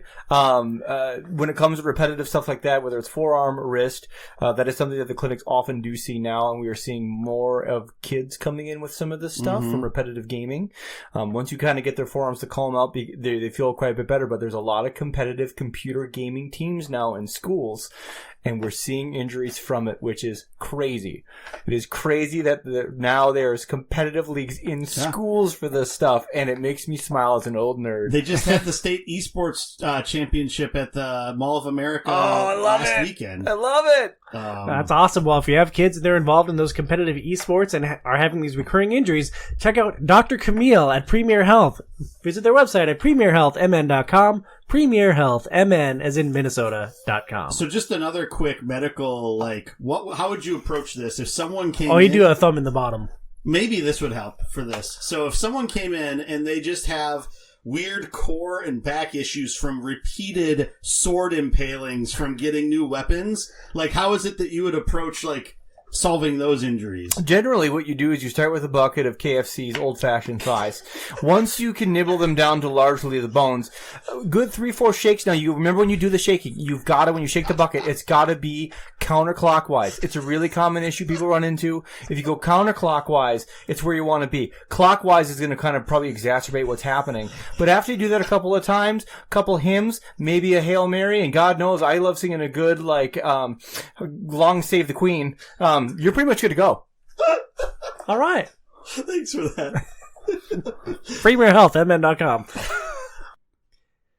Next up, we'll discuss the Devil May Cry anime. Originally released in Japan in 2007, the anime covers 12 episodes of Dante squaring off against demons. Produced by Capcom, Media Factory, and Toshiba, the English dub stars the voice talents of Ruben Langdon as Dante. He is a stuntman by trade, but he's been playing Dante since Devil May Cry 3. Hilary Hogg is Patty. She has 206 acting credits. She's done a ton of anime. Melissa Davis as Lady. She has 32 acting credits and was last a part of the Starship Troopers invasion. Lucy Christian played Trish. She has 516 acting credits. She did 97 episodes of My Hero Academia. Yeah. Dang. Nailed it. I was yeah. surprised. Especially with, you came to it so trepidatious, and I was just like, what? Yeah, we'll just slow down the mouth, let the brain act for a second, and, alright. DMC anime, Burns, is this the best anime you've ever seen or what? Nope. To be honest, No. it made me really want to watch Trigun again. So a goofy gunfighter in a long red coat fighting weird monsters. It just... After, the first episode, I really just wanted to watch Trigun again. So, Brian, you must be in the other end of the spectrum. I saw that you got a Devil May Cry anime tattoo right on your, right under your pec. I like a shirtless Dante, yes. Yeah. Who doesn't? You'd like the MC3 then. The openings. Yeah. The whole game mostly, I think. Huh. Well, I'll have to chalk that up to maybe my birthday next year. I take a full day off. Maybe I'll just get on the couch and get some baby oil and go. Yeah, just get a red trench coat and no shirt on underneath it and just roll with it. Sounds like honestly, and just a quick sideway. It kills me the style in these games and this anime. It just reminds me of if someone was a really big fan of Chris Angel and decided to make a series based on it. It's that aesthetic from the across the board. I really struggled with the early episodes. I feel like they couldn't quite figure out what kind of vibe they were going for initially. Mm-hmm. Was it more serious? Was it not more serious? And then when they started kind of getting more the humor of it, that I really started to enjoy it. But it took definitely a couple episodes to kind of get the feel. I disagree. I mean, the first episode starts off, you get Patty, and I enjoyed this ride. I'm not going to say that it was great, and we'll talk about where it ranks against some other animated things that we've talked about on the show a little bit later, but I really enjoyed it, although I wouldn't recommend it to anyone who is unaware or has no affinity for DMC. If I'd watched this first, I'd be like, oh my goodness, what are we doing for the show, and why do I do a dumb podcast every month? I think Dante, though, even if you weren't a fan of the DMC universe, Dante's character is at least humorous and aloof and funny enough where I think he could probably keep you focused for a little bit at least, but the rest of it maybe was a little bit of a struggle. Yeah, you guys both hated the show with a burning fiery passion. It was mostly a Monster of the Week feature with a couple of overarching plot points that were set up in episode 1 and paid off at the end of the season. Was there anything that you enjoyed about the format of this show, Brian? I thought that they did a good job of introducing characters that are staples kind of slowly throughout the episodes. And I was really worried that Dante was just going to be a super cool, awesome guy all the time and just does everything perfectly. But they also just show how he's lazy, he's a slob, he's a degenerate gambler, he doesn't pay anybody back. Yeah. He's got all of these faults and they just try to deal with him. So I appreciate that they brought that up. And then again, once they got into some of the humor, particularly the episode called In Private, which is a guy is trying to gain the admiration of a waitress. The humor was good. So actually, I enjoyed more of the humor than I did the action. Not to say, though, that the action was not cool. The action was slick. It was clean. Definitely, it lived up to what I think Devil May Cry cares about for action. And those fight scenes some of those are worth watching just on their own. Yeah, so it must be being half devil must really like give you an increase. Like you must have like the fires of creating your metabolism, because if he was all human and only ate pizza and strawberry sundaes, he would be like morbidly obese. No one can stop the blob. Hey, was it with pizza with olives? What was his pizza? He usually had he didn't like it. Didn't when like olives were olives. on it. It was usually just like meat and basil. Yeah. Like it was. I think he said it was like smoked salami and basil. It was like the one he ordered. Okay. I agree with Brian. The fighting was awesome in it, and I love the way that Dante interacts with the world. Like, he's so blunt when he's speaking with people, and he's so nonchalant about stuff, and then it's time to fight a demon, he just, like, gets up, grabs a sword, awesome fight sequence. And, like, I could watch Dante do that for 100 episodes. I overall was bored. I would have liked a little bit more of a, like, narrative through line. There's, like, a little bit of some, like, semblance of connection between, like, the first episode and the last few episodes, but like overall I would have really liked to have some sort of development of Dante from start to finish. So the monster of the week format was a detriment to you. I think so, because it's just like, okay, another one of these. And then it really came down to how interesting was the monster that they were trying to combat, or how interesting was the scenario in which they were going about that. Like the poker tournament. That was like you had mentioned, you'd like that one. That was an interesting setup, how it went and all of that. But you're right, Dante, not just Dante, but a lot of the characters were very flat. Mm-hmm. And like, for those of you that like anime, like say, like Fruit Basket is one of the most loved animes out there. I struggle with Fruit Basket because the protagonist is the same screaming, boring person from the first episode through 32. And when there's not change, they get stale. I guess there's no other way to put it, right? Just get stale. Mm-hmm. Stale over 12 episodes? It didn't take long. Yeah. I mean, I was bored partway through the first episode. So. Yeah. And I tried to go in with an open mind. It just took a while to catch me. But definitely some of the demon design, some of that was really, really cool. In fact, some of the demon design, I'm wondering if it inspired some of the Castlevania stuff. Also inspired, obviously, by a video game source material. Some of the demons... Also a Capcom property, right? No, Konami. Oh, shoot. So, but we don't know who produced it. So, off the top of my head, I'm not sure. But like some of the demons looked somewhat similar to the demons in Castlevania, and that I don't think that's probably an accident. Well, I think a lot of that is just sort of general anime demon designs. Because a lot of that seems similar to some other demons that pop up in random other anime to some extent.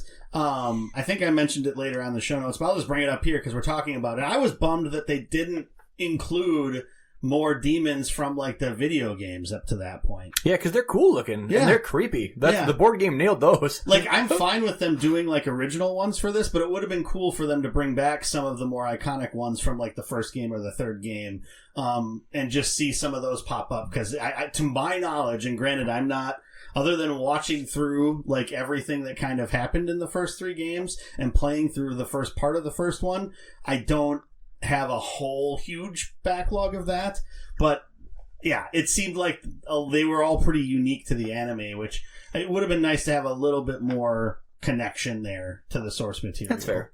Yeah, agreed. So where does the Devil May Cry anime rank against other animated media we've consumed for the show? For comparison, we've talked about Cowboy Bebop, Full Metal Alchemist, Princess Mononoke, Castlevania, I'll let you make your clarification later, Burns, and Dragon's Dog-S anime. Saving myself a bleep right there. I was just going to make you... Well, so you can say...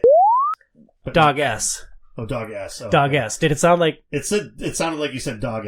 Alright, well, where does it rank against other animated media we've consumed for the show? For comparison, we've talked about Cowboy Bebop, Full Metal Alchemist, Princess Mononoke, Castlevania, and Dragon's Dog anime. So if you're going to beep it, you might as well just beep it. Might as well, yeah. You're putting it against some really stiff competition too, outside of like the Dragon's Dogma, and Castlevania I think is good, but like Cowboy Bebop, Metal Alchemist, and Princess Mononoke are like staples in the what we're gonna compare it to The Shining, Shawshank Redemption, Forrest Gump. Go. What do you? It's just like, man, that's kind of a tough thing to do. Well, you can mostly blame Scott for that. I mean, Scott curated our list for the Gateway to Anime show, which was literally the first anime that I watched a lot of, and that was Cowboy Bebop, Princess Mononoke, and Full Metal Alchemist. Good first start. season. Yeah, really We good start. watched Princess Mononoke for that? Didn't we watch Princess Mononoke for that? No. There was a Studio Ghibli movie. Yeah, you didn't watch Princess Mononoke for it, but Scott and I did, and we talked about it. Okay. I don't know how I didn't watch it. Yeah, Was it not available on something, or I didn't have access to it, I guess? I don't know if we did it at a time of the year when you were just really busy and didn't get to it. Well, because I did the other things. Mm-hmm. Yeah, HBO carries all of it. So Yeah, it would I have be there. access to it now, but so I haven't seen Princess Mononoke, as we just discussed. Ooh. But out of those other ones, I'd say it's better than Dragon's Dogma, but nowhere close to the others. And let's go back to Dragon's Dogma for a second. Like, that just shouldn't have been released, right? Because, like, there's the wonky animation where, like, it completely switched art styles in the middle of it. Like, I think the Somebody got monsters look fired. really terrible. New and, like, guy. Well, and it was interesting, but it at least had a through line that it did. was better than the Castlevania main, But not Castlevania, sorry, the Devil May Cry main storyline. But it kind of like went off the rails in the second half, if I remember correctly. Yeah, and it didn't stay very true to the source material either, It was so. also incredibly boring at times, which is ironic that we're talking about Dragon's Dogma and Devil May Cry together. But So do you want these 4+ hours of your life back, Burns, or what? No, I mean, I think I'm glad that I watched it. I didn't focus on, like, if I started to get bored, I'd multitask and check back in and out with it as time went on. Then there's the episodes that I liked that grabbed me, and so, like, I think that was worth it. I do need to correct you a little bit. The Castlevania show is not an anime. Which you corrected me on the Castlevania show. It is an animated series because an anime to be an anime has to be made in Japan.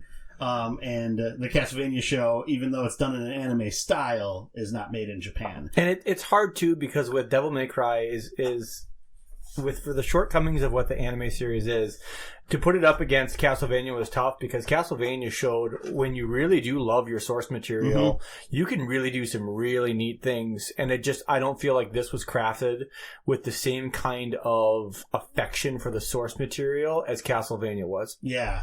Oh, well, and I think there's more source material now to go off of.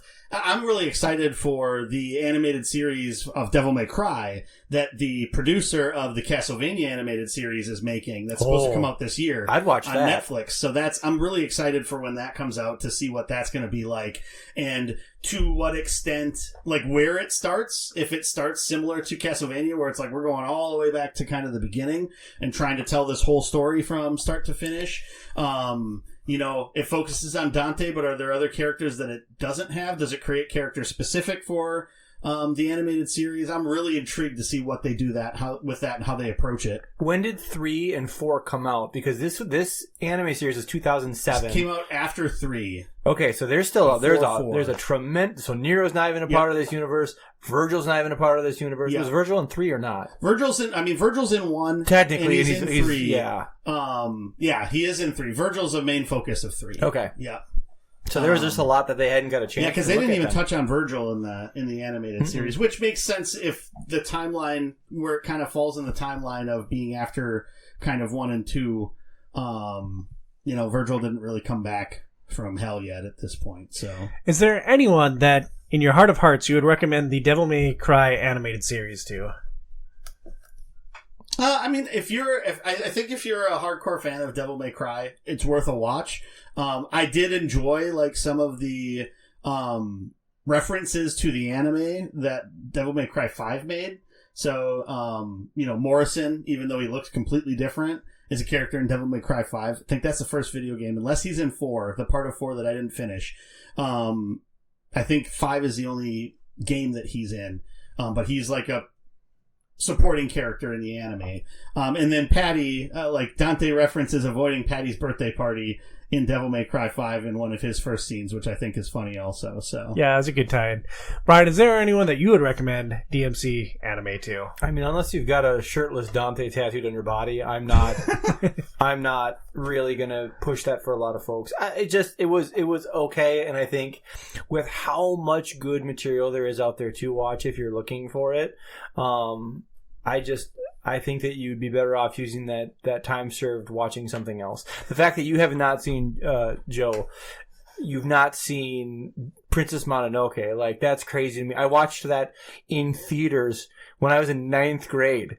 I was sitting, I don't know, have I ever told this story on the show? I'm in... We've done 69 shows, maybe. I don't know. I'm in row like 3 or 4, and these parents are talking behind me about... It's full of kids. This theater's full of kids. And this one point, these parents are behind me, and this mom goes like, what kind of movie is this? And dad's like, I think it's like Mulan. And then limbs are coming off, and heads are coming off, and these kids are clearing out. And at the end of this show, this is the Crossword Cinema in St. Cloud. It is me, and I'm not kidding, like some 35-year-old guy in a trench coat and fedora. And we get done, I turn around, I'm like, that was awesome! And he's like, oh my god, that was so good! And so I chatted with this dude over like popcorn in the lobby as we were just going through this adventure, but there was at least 100 people something in that theater, and there was 2 of us by the end of the film. Because I think it was one of the first animes that was being shown in theaters. Yeah, that makes sense. Was that the first time you kissed Scott, or did that come later? Scott I met later. This guy's name was Craig, and I do remember it was Craig. Love Craig. Awesome. But that was, at that time, I think that was the highest grossing movie in the world. That's how powerful that film was. So it's crazy. I've got a slightly more upbeat tone on the Devil May Cry animated series. I really enjoy Dante. Like, I really enjoy the character of Dante, and I think that the anime captures him really well, and like, I enjoy watching him do stuff like beat up demons, dodge lady and her credit capturing ways, and like, I thought it was fun. It's a quick little thing. It's only a couple of hours. And so, like, if you really like Devil May Cry, you really like Dante, I think it's worth a watch. I like Lady. I like Lady as a character from, like, Devil May Cry 3. And so I like that you get to see a little bit different side of her than you do kind of in that. She's a little bit more lighthearted and, you know, gets in on a little bit of the joking back and forth with Dante. She's got an impressive scar on the back of her leg that comes from 3. It's like, oh, yep. Yeah, they kept showing that scar, and like, then I saw it on the cutscene and went, oh, that's interesting attention to detail. Yeah, and I did like Dante. He felt like a bit off compared to Devil May Cry 3 and 4 and 5, which is interesting because it's the same actor that was doing all of those and this. So it was kind of interesting to me that he just didn't, like, he seemed like he was aloof in a different way than he kind of is in, like, the games. Which I think is fine, but that was like an interesting thing that I noticed with it anyway. But I liked how aloof he was. Devil May Cry, the animated series. For our final topic, we're going to discuss Devil May Cry 5, released in 2019. The game follows Nero, V, and Dante as they work to stop a giant demon from destroying humankind. This game is 3 years old. We are going to talk about spoilers, so we'll try to give a spoiler alert before we get into anything too story-heavy. The game is published by Capcom, directed by Hideaki Itsuno. Hideaki. Typo there. Oh, awesome. Hideaki Itsuno. He has 16 directing credits. He has done Devil May Cry's 2 through 5 and Dragon's Dogma. The voice talent includes Ruben Langdon reprising his role as Dante, Johnny Young Bosch as Nero. He has 435 acting credits. He's done 285 episodes of Bleach, 12 episodes of Trigun Stampede and the original Trigun, 26 episodes. He did Star Wars The Old Republic, some voices, and he was the Black Mighty Morphin Power Ranger in 1995. Is that the original one? Was it Zack? I think so. I don't know. That is great. I was never a Power Ranger guy, but I saw a couple Power Ranger connections here, and knowing our audience, I thought that I'd call that out. Once you clear 400 acting credits, I think you made it. Yeah. I mean, his voice is super well known in, like, anime for sure, because he's been the voice of a lot of popular characters. Okay. And someone who's done less popular characters, Brian Hanford played V. He's got 39 acting credits, lots of unnamed roles. Faye Kingsley played Nico, 33 acting credits, including Far Cry's 3 and 6. She was in Mirror's Edge and the movie In Time with JT. Dan Southworth played Virgil. I've seen that movie. I like that movie, so suck on that, Casey. Dan Southworth played Virgil. He's got 78 credits, including 28 episodes of Power Rangers Time Force, 11 episodes of Five Virgins and Kicking It. He was in Dark Souls 2, Wolfenstein 2... And that's it for the cast, right? Yep, Yeah. That's it. Weird page break there as I flop my paper around impotently. So this probably would have been a good starting point for the overall show, but I wanted to talk about our overall experience with Devil May Cry going into the show. And my experience was absolute nil. I had never played a game. I'd never watched anything. Like, I was aware of it. I knew that Devil May Cry was a kind of a trailblazer, but essentially this episode started as finding a board game deal. It's like, oh, the Devil May Cry board game is on sale, super cheap. It's like, we could build a show around that. And so I bought the game. I'm like, all right, well, we'll figure this out. And then, Brian, you suggested playing 5, which is hard for me to do. It's hard for me to jump ahead in the series. Like, I want to play from the beginning through, but like you said, 5 was the best combat in the series, so we did that. We found the animated series, and now here we are. Brian, where did you come in with Devil May Cry? 1, which is in the PlayStation 2. So, a friend of ours named Dylan Curto, he was a buddy of mine when we were in the dorms, and he played through 1, and I played through the game with him, and so that was kind of my start. I didn't play 2, 3, or 4, and the only reason I jumped into 5 was we had known that this combo mechanic and system, the guy that had created most of this stuff, was actually heavily, he was brought on to help with Final Fantasy XVI's combo systems. Mm-hmm. So, not understanding how far this madman has gone down the rabbit hole, I'm like, oh, cool. I'm sure it'll be kind of similar to Final Fantasy 16. No, it's not. Not at all. You can see some... You can see some the threads. Yeah. You can see the threads. But like this is the closest thing I've played to an action game that is almost like a fighting game. It was fun. It's frustrating at times. We'll get into that. But it was, I understand, I totally get now why there's such like a froth at the mouth fan base for this thing. So, Brian just stumbled across a secret mission. Do you guys want to take the secret mission? Yes. All right. So, I am going to list off 10 game series. And what I want you to do is try to tell me which one of these series, sort of like in a 7 Degrees of Kevin Bacon, which one of these series does not have a connection to Devil May Cry? Oh, boy. All right. So, here they go. Bayonetta. These are in alphabetical order. I have to assume Bayonetta, Dead Rising, Final Fantasy, Monster Hunter, Okami, Onimusha, Power Stone, Resident Evil, Street Fighter, and Beautiful Joe. Shoot, I was really hoping some of those weren't Capcom, which would make this a lot easier, but you did not. There's some that aren't Capcom. I suppose Monster Hunter's not, right? No, Monster Hunter's Capcom. Bayonetta's Capcom? Nope. Bayonetta's not. I'm going to say Bayonetta because it's the closest to this style of game. So it feels like a Dark Souls to a Dark Souls imitator comparison. So my guess is Bayonetta. Can I get that list one more time quickly? Bayonetta, Dead Rising, Final Fantasy, Monster Hunter, Okami, Onimusha, Power Stone, Resident Evil, Street Fighter, and Beautiful Joe. I'm going to go, if Street Fighter counts, because there's the Marvel vs. Capcom connection there. It's also a Capcom title. Beautiful Joe very much is a combo-based thing. I'm going to go Monster Hunter, even though that's probably not right, but that'll be my guess. All right. Neither of you got it right. I'll give you one more attempt. So, Bayonetta, the creator of the series, I can't remember, Kamiya is the last name. I can't remember if it might be Hideki Kamiya too. So, he had directed Resident Evil 2.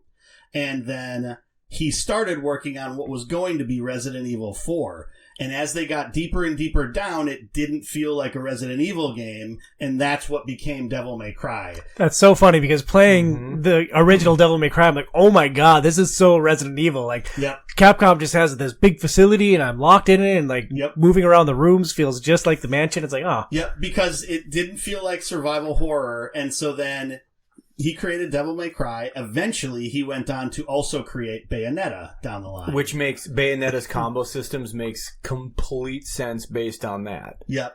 I figured Bayonetta. Beautiful Joe, though, maybe. Which one did you say? My guess was Monster Hunter. My backup guess would be Okami. So Itsuno, who directed 2 through 5, helped out with Monster Hunter World. Okay. Yeah. And then used a lot of the things that he learned on that to help inform some decisions they made on Devil May Cry 5. Okay, what about so then what's your second guess? Also Okami. Okay, I'll take Beautiful Joe. Also, don't swear. All right. So similarly, Okami and Beautiful Joe Dang both created and directed by Kamiya, who created the original Devil May Cry. So going down the same line, Itsuno was originally part of the Street Fighter team and worked on a lot of fighting games, which informed a lot of the combat decisions that they made in 2 and especially 3 and beyond. Because he came on partway through 2 to try to salvage the game because it was falling apart because the director, who they never named, who it was publicly, just wasn't doing a good job. So he came in to replace. It's crazy they kept that name private, too. Like, American companies are like, this guy's the problem. Blame him. Yeah.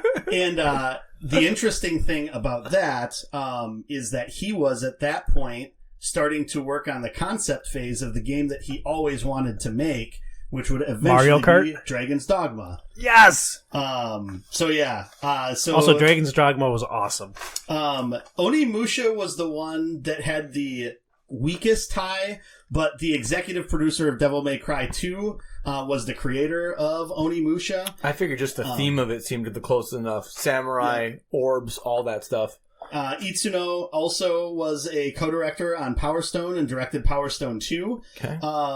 Final Fantasy, you mentioned, the combat director for Devil May Cry 5, which I didn't write down. Didn't go over there.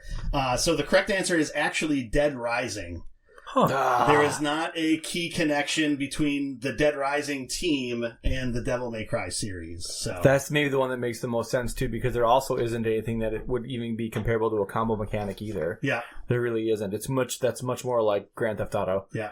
And that came from the creator of, like, a lot of the Mega Man games. He was the creator of Dead Rising. So, but that is also a Capcom game. So that's why I was hoping that would steer you away from it. But I don't know. Sorry.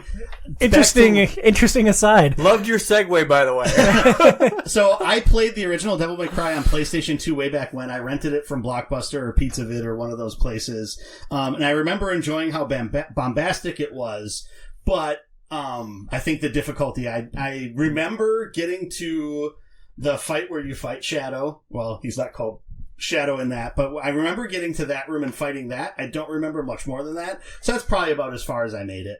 That's as far as I made it. Like I had grand ambitions. Like, these games are relatively short. I'm like, I'm going to play all of Devil May Cry for this show, and then I started playing one. I'm like, I am not going to do that. Good, we settled on 5. I'll play the fancy new one. But I went back to 1 recently, just a couple days ago, and I finally got into the groove. I'm like, oh, all right, I see how this works. All right, get through this boss fight, get to this next thing. All right, I need some yellow orbs. Like, I need to grind out some of these low-level enemies, and so I'm doing that. Like, I'm having fun. I stumble into a boss fight. I die. I'm out of yellow orbs. It's like, oh, well, that sucks, but okay, at least I know where the boss is now. I can avoid that, and I can try to buy some yellow orbs before I go in there. And so I'm grinding out, and I'm just about ready to go back to the boss, and then I fall through the floor. It's like, I'm just not grinding through these hallways a third time right now. So I have grand ambitions to go back to play more of the old games, but, like, what is your threshold on old games suck? What is the distance in time required, or is it just Tom's perception of the space-time continuum? Probably Tom's perception, but like, Devil May Cry is not fun today. The original DMC, for all that it has set up, leading up to 5, it's terrible to play. It is an excruciating experience, but I did find some joy in the moment-to-moment gameplay. Like, so because I love DMC and now I love the brand, I am going to try to slog through it as a test of my own fortitude. It's like, I hate doing this, but for some reason I'm going to do it anyways to prove to myself that I can. I love how you came in blind, and I love how you came in and you found something that you love. I think that is such a cool thing. That's why I love so much when you guys are always playing, well, now it's going to be, what is it, the video game club. Mm-hmm. I love the fact that you go in, you try something new, and you can fall in love with it. It can also go sideways, where it's basically the game is a giant cutscene, and you play for 20 minutes and you want to die, and then you stop doing it. That's also an outcome. But I like. Well, that wasn't Game Club. That was a main episode with a thing that you agreed to consume for the show. So little bit different. Yeah, it was like consuming poison. Yeah, no more taste breakers for Brian. Got it. Next time we have Brian on, we'll talk about Smash Brothers. And Legend of Zelda. So otherwise, I'd also played a bit of DMC when it first came out on PlayStation 3, which that was a series I was going to put in there, was Hellblade, because Ninja Theory, who created DMC, made the Hellblade series, or is famous for making Hellblade now. I played the first couple missions of DMC5 when the PlayStation 5 came out, but I fell off of it pretty quickly. And so, yeah, that's like kind of my history. A little bit of off and on stuff. Sporadic pieces over time, but not a lot of experience. Did you get through 2? Because 2 is like everything I've read, 2 is the black sheep. 2 they were worried was actually going to kill the series there for a hot second. For this, I played through about a third of the first game. I did not play 2. And then I did not play 3. I watched through all the cutscenes for 1 through 3. I've played through 2/3 of 4. And then at that point I was just like, okay, if I keep messing around with this for much longer, I'm not going to finish 5. So I played through 2/3 of 4 and then a third of 1 for this. So, Burnsy, knowing how you like to consume games, you like to touch everything, talk to everyone, get every line of dialogue, how much did it kill you to prep for this show and to just dabble a little bit with all these different DMC games? So like once I played Devil May Cry 1 and I was just like, this is just going to be too much of a pain to try to play through this. At that point I kind of was like, okay, I'm just going to write off the first 3. And it was like, 5 or 6 hours to watch through the videos of all those. So I'd just throw them on and watch them for a while, then do something else or whatever, kind of as time went on. So that gave me at least the background of what's going on story-wise, which was the main reason why I wanted to experience any of those games anyway. Knowing that 4 was more modern, I wanted to play that, and so that's the kind of the one I really jumped into. And I actually really enjoyed it. It was getting to the point where I got into a boss fight and I was struggling with it, and it was just going to take too much time to finally beat it and try to see the game through. And then if I did that, I probably wouldn't finish 5, so I wanted to switch to 5 at that point. But it wasn't too bad, because I got the gist of everything I wanted to get out of it once I realized that it wasn't going to be feasible to try to play through everything. And I've got a wonky roadmap now for DMC, and I am somebody who likes to read something from start to finish. I do not like non-sequential storytelling. I hate non-sequential storytelling with a burning fiery passion. But I beat 5. Next, I'm going to play 4. Then I'm going to go back and try to slog through 1. If I can do that, I'm going to try to get through 2 and 3. But 4 being modern and with characters that I enjoy, I think that's the next stop on Tom the DMC believes in tour. dyslexic gaming. 2 is the biggest departure in the series. So there's a lot of things that went into 2. So the reason why Kamiya, who created the series, didn't have anything to do with Devil May Cry 2 was that at that point Capcom didn't want directors to be tied to franchises because they didn't want, if that director left, that franchise to die. And so then that's why Shinji Mikami made Resident Evil 1, and then they had Kamiya do Resident Evil 2 because they didn't want it just to be Mikami doing that series. And so then they went with this other person. The other thing they did with the switch between Devil May Cry 1 and 2 is they had a different development team do 2. So the development team that did Devil May Cry 2 was more from the arcade side of Capcom. Yeah. So they had a lot more experience making arcade games. And so that, along with kind of non-existent leadership in the director role, is what kind of had everything sort of kind of grind to this weird halt. Dante is very different in Devil May Cry 2 because the lead producer one of the producers on Devil May Cry 2 didn't like his cocky sort of brash nature and wanted him to be more subdued. And so that's why you don't really get much character from any of the actual characters you play as. So 2 is a very weird sidestep, and then 3 is a prequel to everything. And that gives you more information about Virgil. It introduces Lady, and gives you a lot more insight into Dante, and kind of how he developed his powers and his sort of feud with Virgil. I would say if people are looking to try to play some of the series before they play 5, I'd say just don't. You could just start with 5. I think it is a good entry point into the series.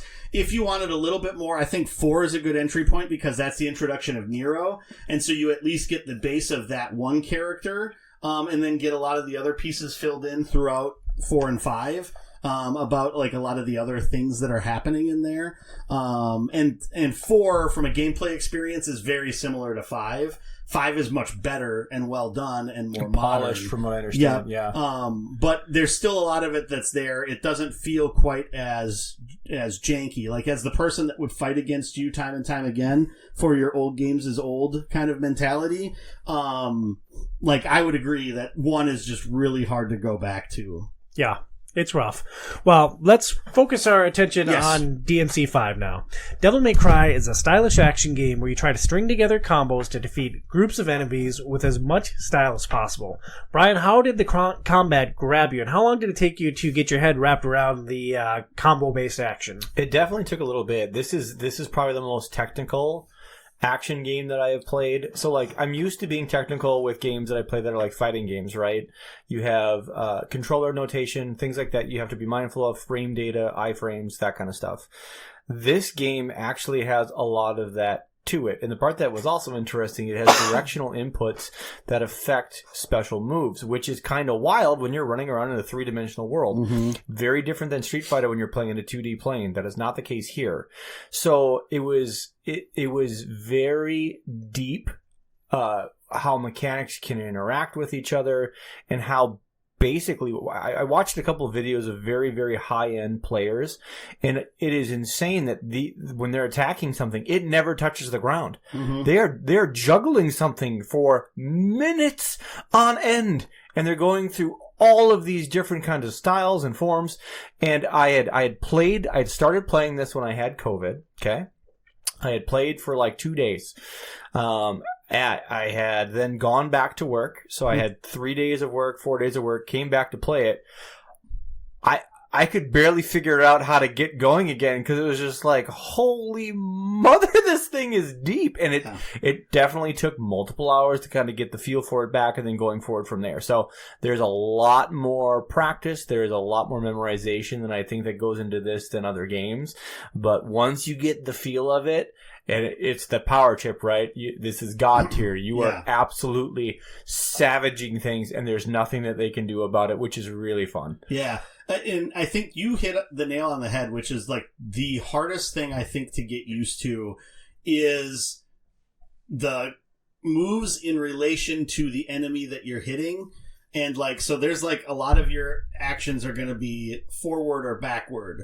You know, similar to fighting games where it's towards the enemy or away from the enemy. But since you're always kind of shifting around, that's like something that you have to get your head around is this is away when I'm on this position, and then I rotate it a little bit so away is switch. Actually, so it takes a while to sort of root your head around that. And rhythm. And a lot of rhythm. That too. Because you got to keep pressing the attack, and in order to time things, because some of the other, like especially with Nero's attacks, I'm pretty sure Dante is like that too, is different combos will have like pauses in them. Press, pause, press. Yes. And you're like, what? Yeah, or press, and then like button mash, basically, or something like that. There's a few of those that, and so that takes a while to try to figure out how to do that too.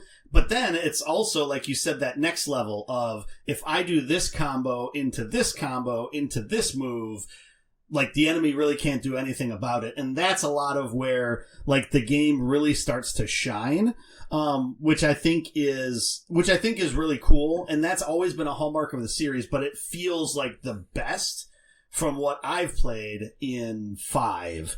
I'm sure people that are like huge fans of the series are probably going to have like 3 actually is going to have the most, and not to make fun, because it's like, I've only played a limited amount of the games in this, but yeah, I really like that aspect of it, and the fact that in 5 it doesn't penalize you. It allows you. I feel like it allows you to sort of feel a lot of that out more easily than, like, especially 1, you're so limited on gold orbs that it's like, I failed this mission. I had to revive 3 times now. I'm just out of gold orbs.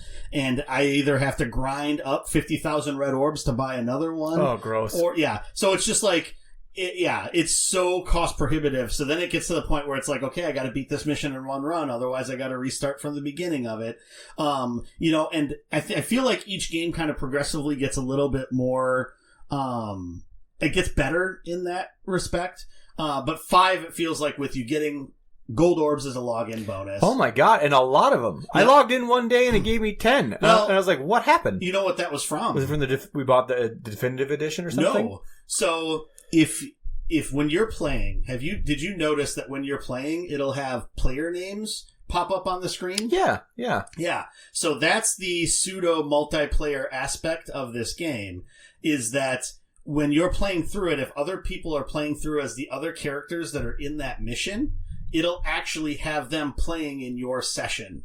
And then at the end of when they finish the mission, they can give you, they can say you're stylish or not. Yeah, because they'll ask you at the end. Yep, and if you say they're stylish, they get gold orbs for that the next time they log in. If they say you're stylish, you get gold orbs the next time you log in.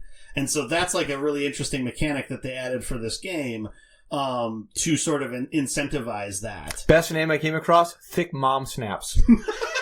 That guy was stylish as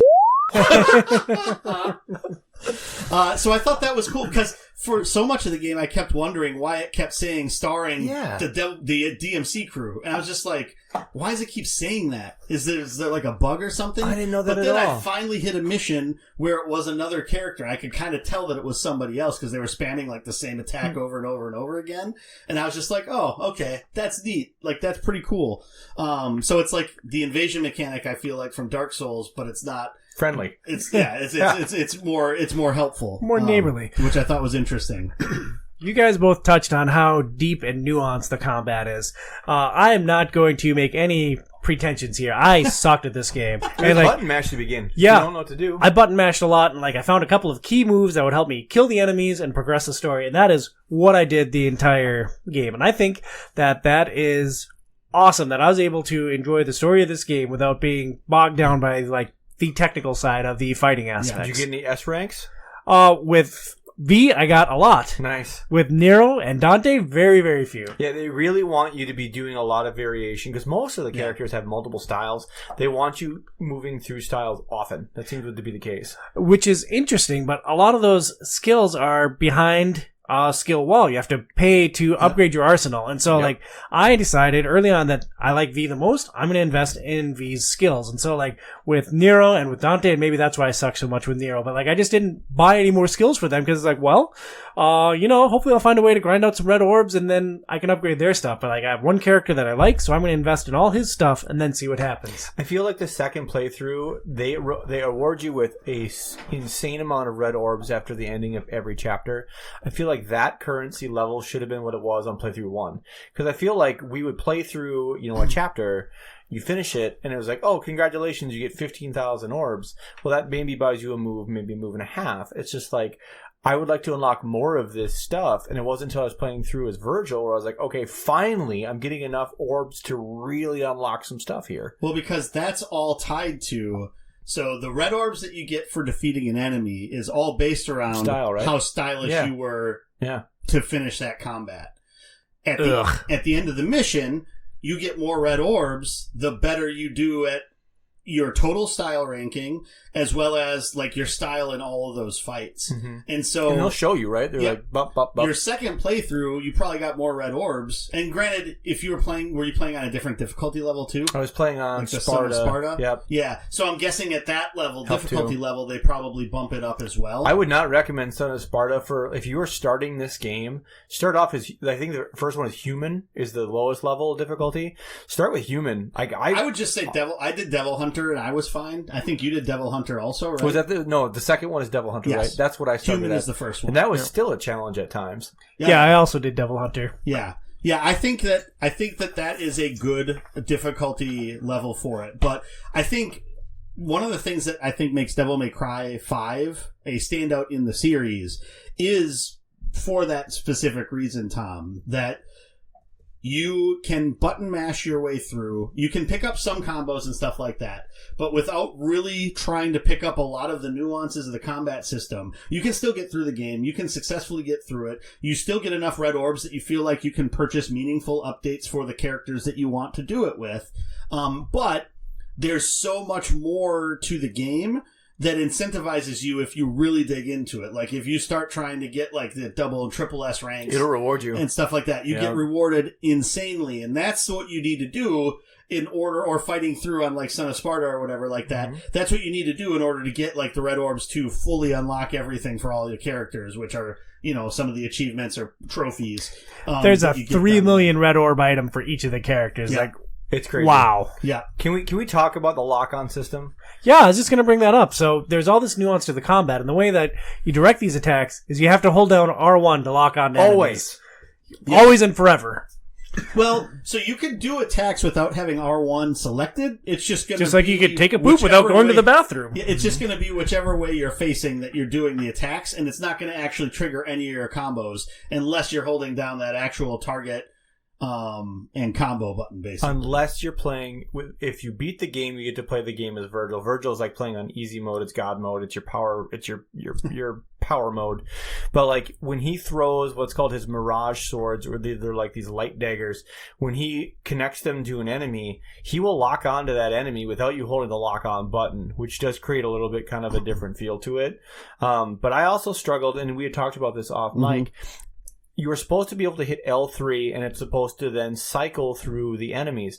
But I swear to you, I am holding R1, I'm locked onto the enemy, I'm hitting L3. It's not changing to other enemies.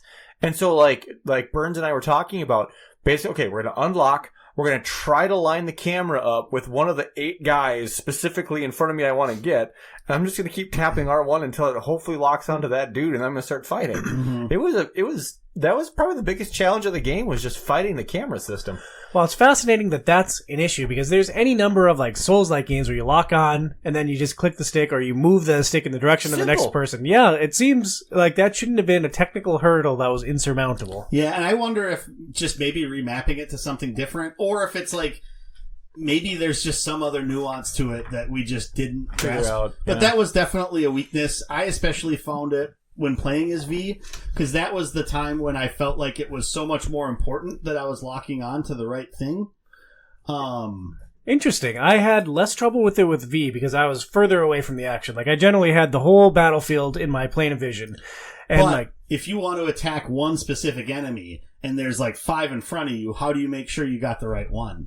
And how many times does it you let go of the R1 button and you press it back down and it catches someone else, and then Shadow's just attacking something else as opposed to the like one thing that has like 1/3 health left? I guess I didn't sweat it. I'd lock onto the first thing, kill it, finish it, move on to the next thing. Because I think that, like we talked about last night, the Nidhogg fight was the one that was the most troublesome for me, because you know there's these Hydra heads that keep popping up and you're switching between, you're trying to knock each one of them out as much as you can, and then some will get in front of you, and I don't know, that was the one that I felt like I had the most difficulty trying to target what I wanted to target effectively as V. I actually really enjoyed that fight with V. Did you guys, were you mostly stationary with it? Because like I was constantly moving side to side, and I don't know if that helped me line up my lock-on attack betters. So, I mean, I was moving from side to side, but it would become most difficult when then Nidhogg would show back up and get in the way sometimes, and the heads will move a lot. And so, yeah, and maybe it's just I just needed to keep holding down R1 like constantly, but there would be like once you'd finish off one and you'd see one has a little bit less health. I don't know. That was where I really struggled with it. I still enjoyed the fight. I liked that fight a lot. It's just that was I think I ran into the issue more with V, because as like Dante or Nero, it's really just like, okay, well, whoever I locked onto, I can just hit with a sword, and I usually have attacks that'll hit multiple things if they're close. So it's like, close enough counts in hand grenades and attacking with Nero and Dante, apparently, in horseshoes. So I had more struggles with that boss fight playing as Virgil than I did as V.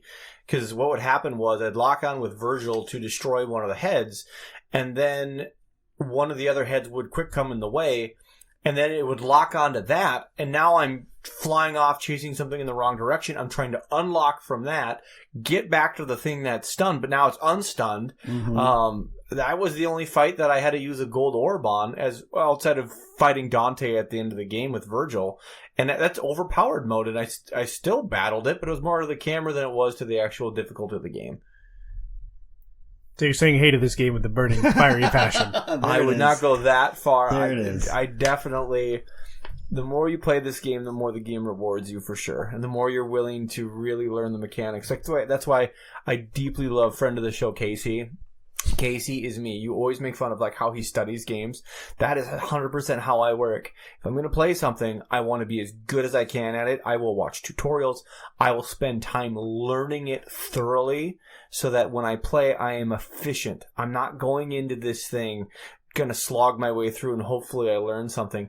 I can't button mash through a game because it would bother me knowing that I'm not doing this in an optimal fashion. Do you also hold on to a controller like this? Claude? Is that what he plays as? He plays as Claw? That's like competitive COD players. That's a very interesting approach, though. No, I don't do that. Casey, I tried to defend you, but you're a freak. Knew we could bring him back around. Speaking of freaks, there are 4 main playable characters in DMC5. Dante, Nero, V, and Virgil. Brian, which characters stood out to you? I mean, all of them were fun, and the game is really good about switching you between them because it is a change in pace. Nero, yes, he's got a sword and a gun, but Nero also controls very, very differently than Dante does, which is extremely different than what V does, which is still pretty different than what Virgil does. There are some things I loved about certain characters. I don't understand why everybody hated V so much. I kind of liked the V missions. I enjoyed it. I guess some people didn't want to be quite as detached from combat by being a puppeteer more than anything else. The only fight that I had with Nero is he has a prosthetic arm that he uses with different abilities, and there's a lot of them. And to use the next arm, you have to destroy the arm that you're currently using. I really wish there was a system where I could cycle through them, but the game doesn't want me to do it. Yeah. Let's go back to V for a second, because V was my favorite, both in terms of narrative and in playstyle. It's interesting to me that everyone hated it, but I can see it. If you have an affinity for Nero or an affinity for Dante and you want to be up close into the action, I was uninhibited by any previous knowledge of the series, and so I liked...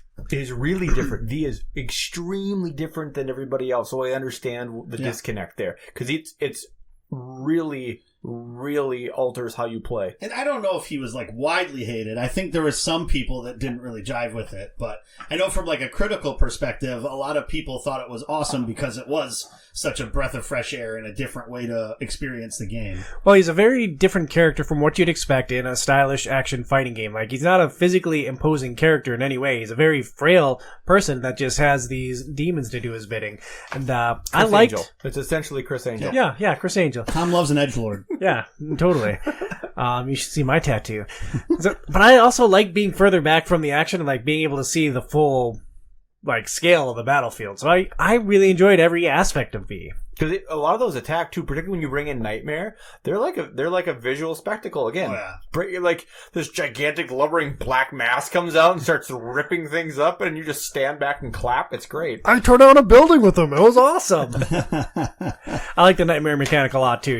He's your devil trigger as V, and you hit L1 when your devil trigger gauge is beyond 3 bars, and he just comes in and messes stuff up for a while. It's awesome. Bernsey, Nero was your favorite character. You had played 4 leading up to this.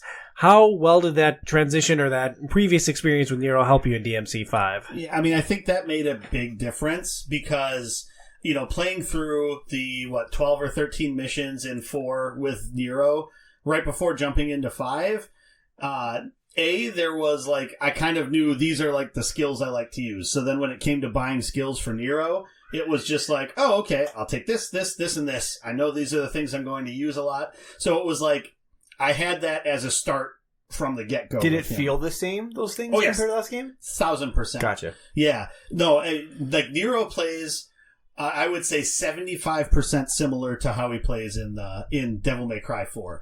I don't think I don't think there's any new attacks that he has with the Red Queen, his sword. I don't think there's any new attacks that he has with that. It's all the same type of thing, the same combos and stuff like that. There might be 1 or 2 added ones. that I might not have unlocked. But otherwise, it's a lot the same type of thing. But then what's different is going to be in Devil May Cry 4. He just has sort of his, with his arm, he has like buster mechanics that he does. And so basically what that ends up being is that he can use that to either grapple towards big enemies or pull small enemies towards him. Uses that then for traversal through the environment, but then also it's like a sort of big attack that he like slams things around or does a wrestling move on something like that. In this game, it's the arms like you were talking about. Each one of those then are going to have different things that you do when you hit the circle button, which is what it was attached to. What was the point of the pasta arm? I don't think I ever used it. I don't know if I used it either. Did you use the pasta arm, Tom? Here's how my experience with all the arms went, and this is probably why I struggled so much with Nero. When you're playing as Dante, you hit L1 for your devil trigger, and like you go into like Gundam mode, right? Mm-hmm. You're playing as V, you fill up your devil gauge, and you hit L1, you summon Nightmare, you summon your big demon, he comes in and he wrecks stuff. You're playing as Nero, you get into trouble, you hit L1, and his freaking arm explodes. It blows off. I was like, oh good, well, I hope that wasn't useful, because now it's gone forever. Good, I escaped from this group of enemies, and like, oh, okay, well, action gets hairy. Oh god, devil trigger! Oh, I broke my arm again! Yep. And there's that boss fight that it makes you use your arms. Like, it'll grab you, and then you have to blow up your arm. Like, well, I hope wasn't attached to that, because the game forces you to have to do that. Yeah, not being able to cycle through them, like, I never knew if I had the right tool for the job. Yeah. I forgot that circle is how you actually used it, because I think if you're holding down lock on and use circle, that's how you do the grapple move, right? Yes. Right, yep. Yeah, so you have to not be using R1 to use the circle thing. And I was by that point just trained. You're holding down R1 forever. My forearm is screaming. I'm like trying to massage it and just trying to get through one more mission. Tetany's kicked in. He can't even release it if he wants to. That was something I guess that I got used to from the first game, so that also helped with that. Because that is one thing that's different from like everything else. But when I did play through the Bloody Palace as Nero, I forgot to mention that when we were talking about that. That is legit the reason why I didn't make it through that next band of floors, because I kept trying to trigger his devil trigger, and I went through all my arms, and then I went to use my arm. I was like, "Well, I don't have an arm at all anymore." Shoot! So that was tricky. I mean, doesn't it seem like that would have been easily alleviated by making the functional purpose of the arm L1 and the escape mechanic circle? Like, that would have meshed his playstyle with the other characters and made it far less frustrating for me. And keep in mind, too, there are some complaints that we have with this. Largely, the stuff that we have, the biggest difficulty is there is so much happening on the screen at once. Sometimes it is difficult to stop and think. One of the things I never thought I would like about this game was with Dante. Dante's got 4 different styles that he can fight with: his guns, his swords. There's a defense mode, and then what was the other one? Trickster, which is more like traversal stuff. Yeah, he's able to dodge around and move around a lot. I love the defensive play. This is a very offensive game. One of his is like you can throw up a counter move, you absorb the impact, and then you could take the energy you absorbed and hit super hard with it. I used that for half the game, and it was nice to slow things down so you could just think sometimes. There's so much happening. It's so easy to get into button mashing because the game doesn't stop throwing waves at you. Yeah. It's just wild that way. I never used that. I never used it either. I didn't even know that it was a mechanic. It took me a bit to learn. I think it's the Royal Guard. It's Royal Guard. That's what it is. But I would have been fascinated to see if I would have started at 1 and gone, well, maybe skip 2 and then go 3 and up. Yeah. They added nuance in every game. I think we bit off something that was really hard because of how far into this thing we jumped. And I think we did okay for where we were at. But I would have really liked to see what would have been like had we taken this in bite-sized pieces going up, because I don't think it would have been quite as chaotic. Well, so with Dante, I think you would have benefited, especially playing through 3 and 4 as Dante before you played through 5. Probably would have helped even me figure out how all of these different things work, because the different stances are built off of, like, those were kind of originated, I believe, in 3. and then were kind of iterated on in 4 and that. And so, if I would have had more time playing as as Dante in those instances, it probably would have helped, and it probably would have helped you guys too. Because that's the thing. You get him midway through the game, and then you're just like, I've got all these tricks to use, and I don't know how to use any of them. Well, they add a new weapon literally every Dante mission, and it's like the toolkit just grows every single time, and like it is deep and nuanced, and like I just did not have time to wrap my head around it. And each one of those stances has like 5 or 6 or 7 different moves you can do out of it. So like when you watch some of the high end play, they're using the entire kit, and I'm using like 3 things because I can't remember everything. And it's like, am I going to invest my red orbs to start unlocking those moves when like I can't even get my head wrapped around them, or should I just dump it more into V, who I'm more comfortable with? So I think that's where like. And I thought about doing it, but then I was just like, I'm just going to keep pushing forward. But like going into the void and like trying out a lot of the stuff probably would have been helpful. I never did that. I should, like, if I go back and play through more of the game as Dante, I probably will try to do that to pick up more of like his kit. I feel like I don't really need to do that with Nero because I had a firm enough hold of that coming into the game and didn't need to worry about that. I had to do a bunch of the rhythm stuff in the void because I was struggling with the hit, pause, hit, and it didn't give you any. I wish it would have almost showed like a metronome showing like, hey, this is the rhythm we got to do, because a lot of the times, man, I swear I'm hitting the button. Sometimes it works, sometimes it doesn't work. It was a challenge. Yeah. Well, and it's just like the fights are chaotic anyway, so it's like sometimes it's hard to.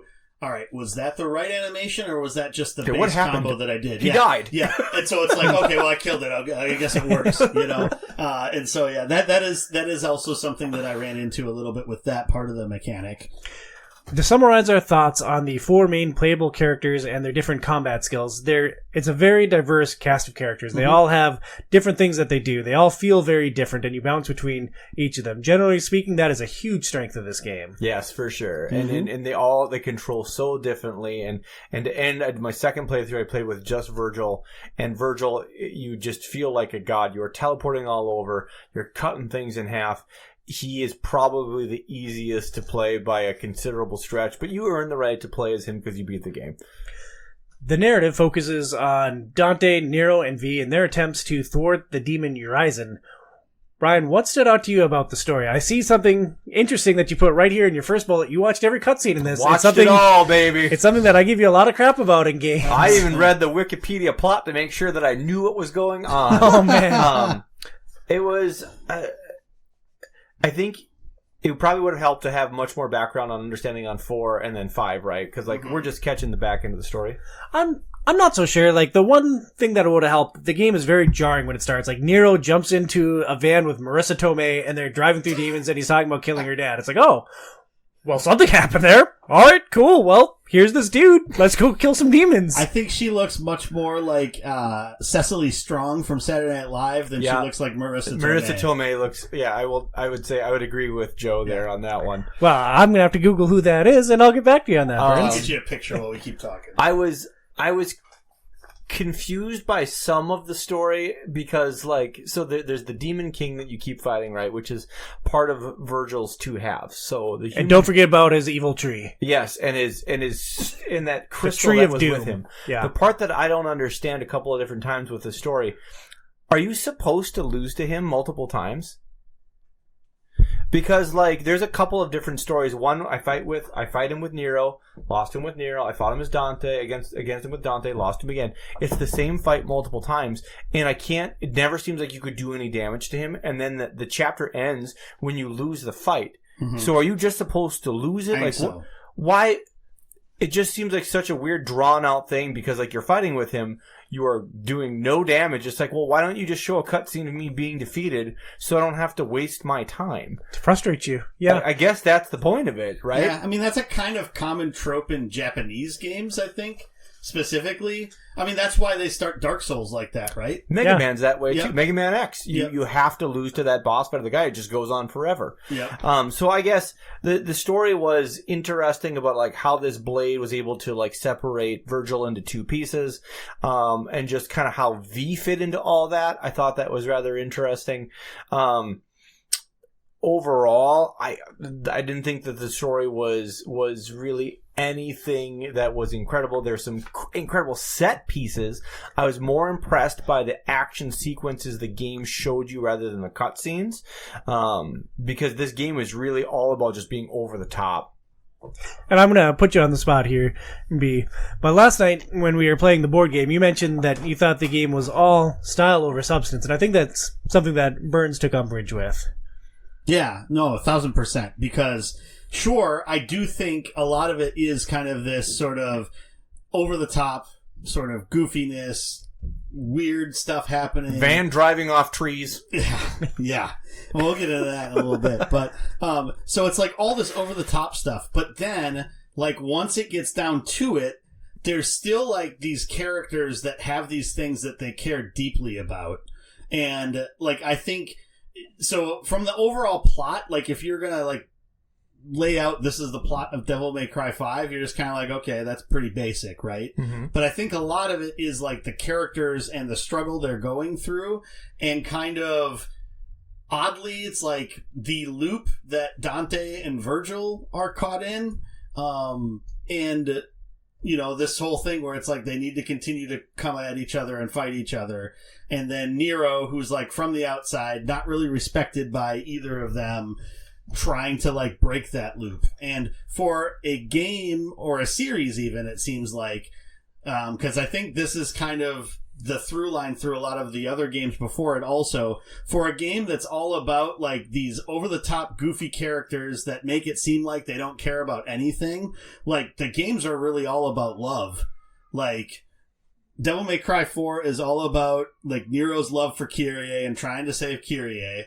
Devil May Cry 5 is all about kind of this, like, Nero kind of searching for this kind of love, like, familial kind of love. And then, like, once he kind of sees that, like, doing what he can to, like, make that a permanent thing almost, right? I think my struggle then is probably in how they convey the emotional depth, because I think that is a struggle. The sulking, quiet thinker. That's pretty much what he is from the start to towards the end when you realize like what he actually is. But there is a button where you can read a book, and that's pretty rad. Pretty neat. We got Nero, who's young, brash, disrespected. We got Dante, who's too cool for everything. Same thing largely with Virgil. Yeah. I felt like that there just wasn't a ton there. Now, yes, there are these threads that bring them together, and any good story is really about the depth with which you care about the characters. Mm-hmm. I felt like the characters didn't convey enough emotional, deep enough for me to go, okay, that touches something in me. They just kind of stayed the same archetype largely from the beginning to the end. That's how I interpreted it. I don't know. I like to think that there are very specific moments that we won't get into where they go past that. Mm-hmm. Like V's entire arc is interesting. You find out where he came from. He does something at the end that subverted my expectations. I feel like V had a really interesting journey in this, and I specifically want to keep his story in the dark because I enjoyed it so much. Mm-hmm. I mean, there's still this aspect of it where they're always going to revert back to, you know, they're just they're brothers that are just wrestling on the kitchen floor after a while anyway, right? Because it just always happens. But there's still those moments where there's like those connections between the characters that like gives you a little bit of that glimmer. And I think one of the things that I like the most about the narrative in this game is it doesn't fall into like this crazy amount of exposition a lot of the time. It mostly just sort of shows you what it wants to do instead of telling you like, you know, this is how this is or whatever. And I think that that's really cool. I mean, it's subtle storytelling. It's not groundbreaking. I'm not going to say that it's groundbreaking, but I do think that they're likable characters. Not just because of like the goofy things they say and the funny things that happen or the cool things that they say, but I think also because of the little bits of depth that they throw in there that I think helps turn them away from being just two-dimensional characters into three-dimensional characters. And I think for some of the characters that's a lot more subdued than others, but I think there's pieces in there to grab onto. And I just want to point out that this game had phenomenal pacing. You're following these three main characters. You play as each of them in different segments of the game. And I thought they did an awesome job of starting off as Nero, then you're V, then you're Nero, then you're Dante, then you're V. And I love the way they bounce you between the characters, which made combat challenging because like, oh crap, new skill set. How does this work again? Yeah, how does this dude work?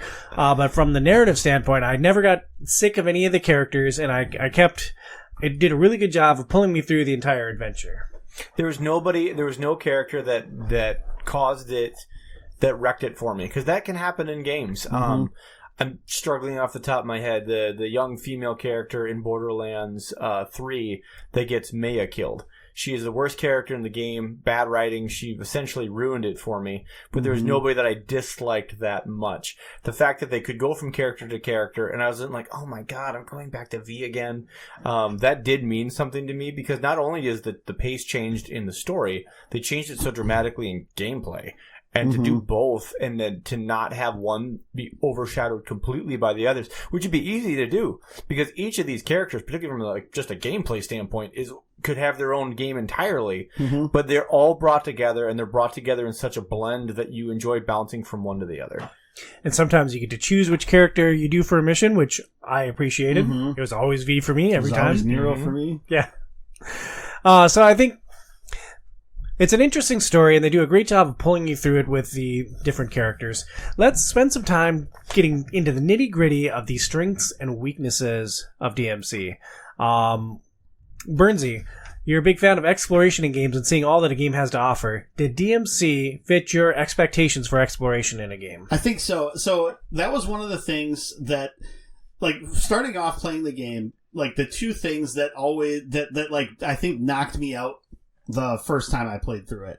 One was the constant ranking on the side and not fully understanding what was making it go up faster and what was causing it to fall down, and getting frustrated that I couldn't try to just keep that up at the highest level. Eventually I got numb to it or started to understand it more. This playthrough, that made a lot more sense, and that made it easier. I think the other thing, because you do get a bonus for going through the mission a little bit faster. When I first played through the game, I was under the impression then that it's like, well, I can't like explore. I need to just try to rush through things to get a better score at the end. Which I don't think it affects your letter score if you go through slowly. You just don't get, I think if you finish a mission efficiently, you get more red orbs.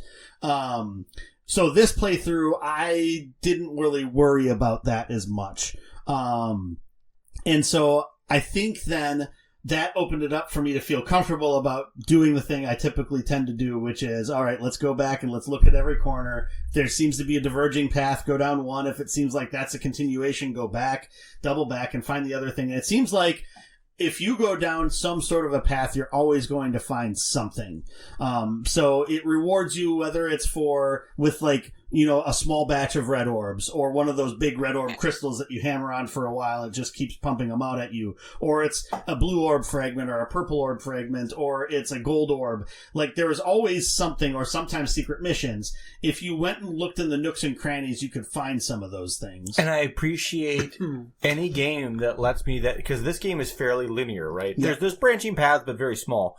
Any game that allows me to hold down a button and the game shows me the direction it wants me to go, I love that, because it's like, great, that's where I'm supposed to go. I'm going to go the opposite direction right now, and now I know I'm not going to inadvertently not allow myself to come back because I triggered a cutscene. Yeah. There were a couple of times where I ended up accidentally going down a cliff that you couldn't go back up, and I was just like, well, crap. But, and then I think the other thing, and, one of the things I brought up to you guys last night is, so in one of the missions, there's like these two buildings that you're going between, and then you're knocking out these roots that are these nodes that are destroying roots, and then those were holding up the building so they would settle a bit, right? In that mission, you can find Lady's weapon, which is the Kalina Ann, which is a rocket launcher, which is super cool. I love the names of all the weapons. Yeah. Every weapon's got a cool name. And so you find that, and that's like missable. So if you don't find that, at the end of the game, you get like the new prototype of an upgraded Kalina Ann, the Kalina Ann 2, I think they even call it. And there's even a little bit of it, what it says, since Lady lost her first one, then Nico made her this one instead. And the cool thing with that is that if you have both of them as Dante, you can equip them both simultaneously. And so instead of shooting the one shot and then it's a longer reload, you get 2 shots. And then if you hold it down, he merges the 2 together and it creates this homing laser like a rail gun that you can shoot at something. And it's so satisfying. And so like, rewarding you by giving you this one weapon that makes then the weapon that you will get automatically stronger at the end. Like, that's a really cool way to reward you. It didn't really cheapen the experience not having that, even though I used the rocket launcher a ton up until when I got the second one. Mm-hmm. But it's just a really cool way to incentivize you to explore and try to find more things in order to do that. And I think the secret missions are another way that it really rewards your exploration. Was there one in every chapter? Some have multiples. I only found like 3 or 4. I didn't find many of them in and this I felt game. like I was being thorough. Like I never found the rocket launcher either. You were the only one that found that. Yeah. But I found the one in the first chapter, like 2 or 3 others, and those are the only ones I ever came across. And I felt like I kind of went everywhere. And and there's certain things I didn't know how to get to. There was a part where we're kind of jumping through these trees and almost. And you can see like a blue skull, which you use to increase your vitality. I couldn't figure out how to get over there in either of my playthroughs. Or sometimes when we would have like red orbs hanging really high up in the air, I couldn't lock onto them. I couldn't figure out how to shoot them down. I don't know if there's a way to do that. Sometimes if you just get underneath them and shoot, it'll just shoot them. Oh, okay. You don't have to lock onto them. Okay, I could not figure that out for the life of me. Or like with V Griffin, if you just hit the button for him to attack, he'll just attack him and knock him down. Okay. Yeah. Brian, a deep, nuanced combat system. Strength or weakness? Strength. I mean, you gotta have some resolve because it's gonna take you a while to learn it. And there are times that it is frustrating because there isn't a lot of just like single one-on-one combat moments. It's usually like 2 or 3 of the smaller Impusas plus like the butcher hatchet guys that are running around with them with the big cleavers. And like this game, if you get cornered, they can really pound the living bejesus out of you. So there's a lot that's happening at one time while you're also trying to remember tempo. You're also trying to remember control notation.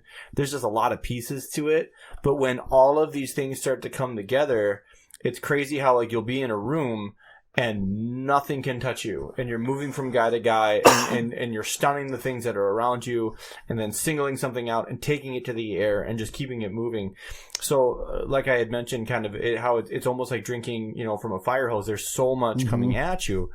When you take time to kind of digest and kind of look at the wild part to me that is so incredible, particularly with Dante, there is so many mechanics to how you can interact and fight, but so many different ways that each of these mechanics, if you took a flow chart, can lead into each other and then lead back into themselves or something else. And you can go all over with it. One thing that you can do by accident, which I did, if you hold in the right stick, it starts what's called auto mode. Basically, it starts switching between your weapons randomly to show you like, hey, this is how you combo and this is how we get S rank stuff. And I didn't know what was going on. I'm like, why is my game bugged? I had to look it up online and it turns out that it's a common problem people ran into.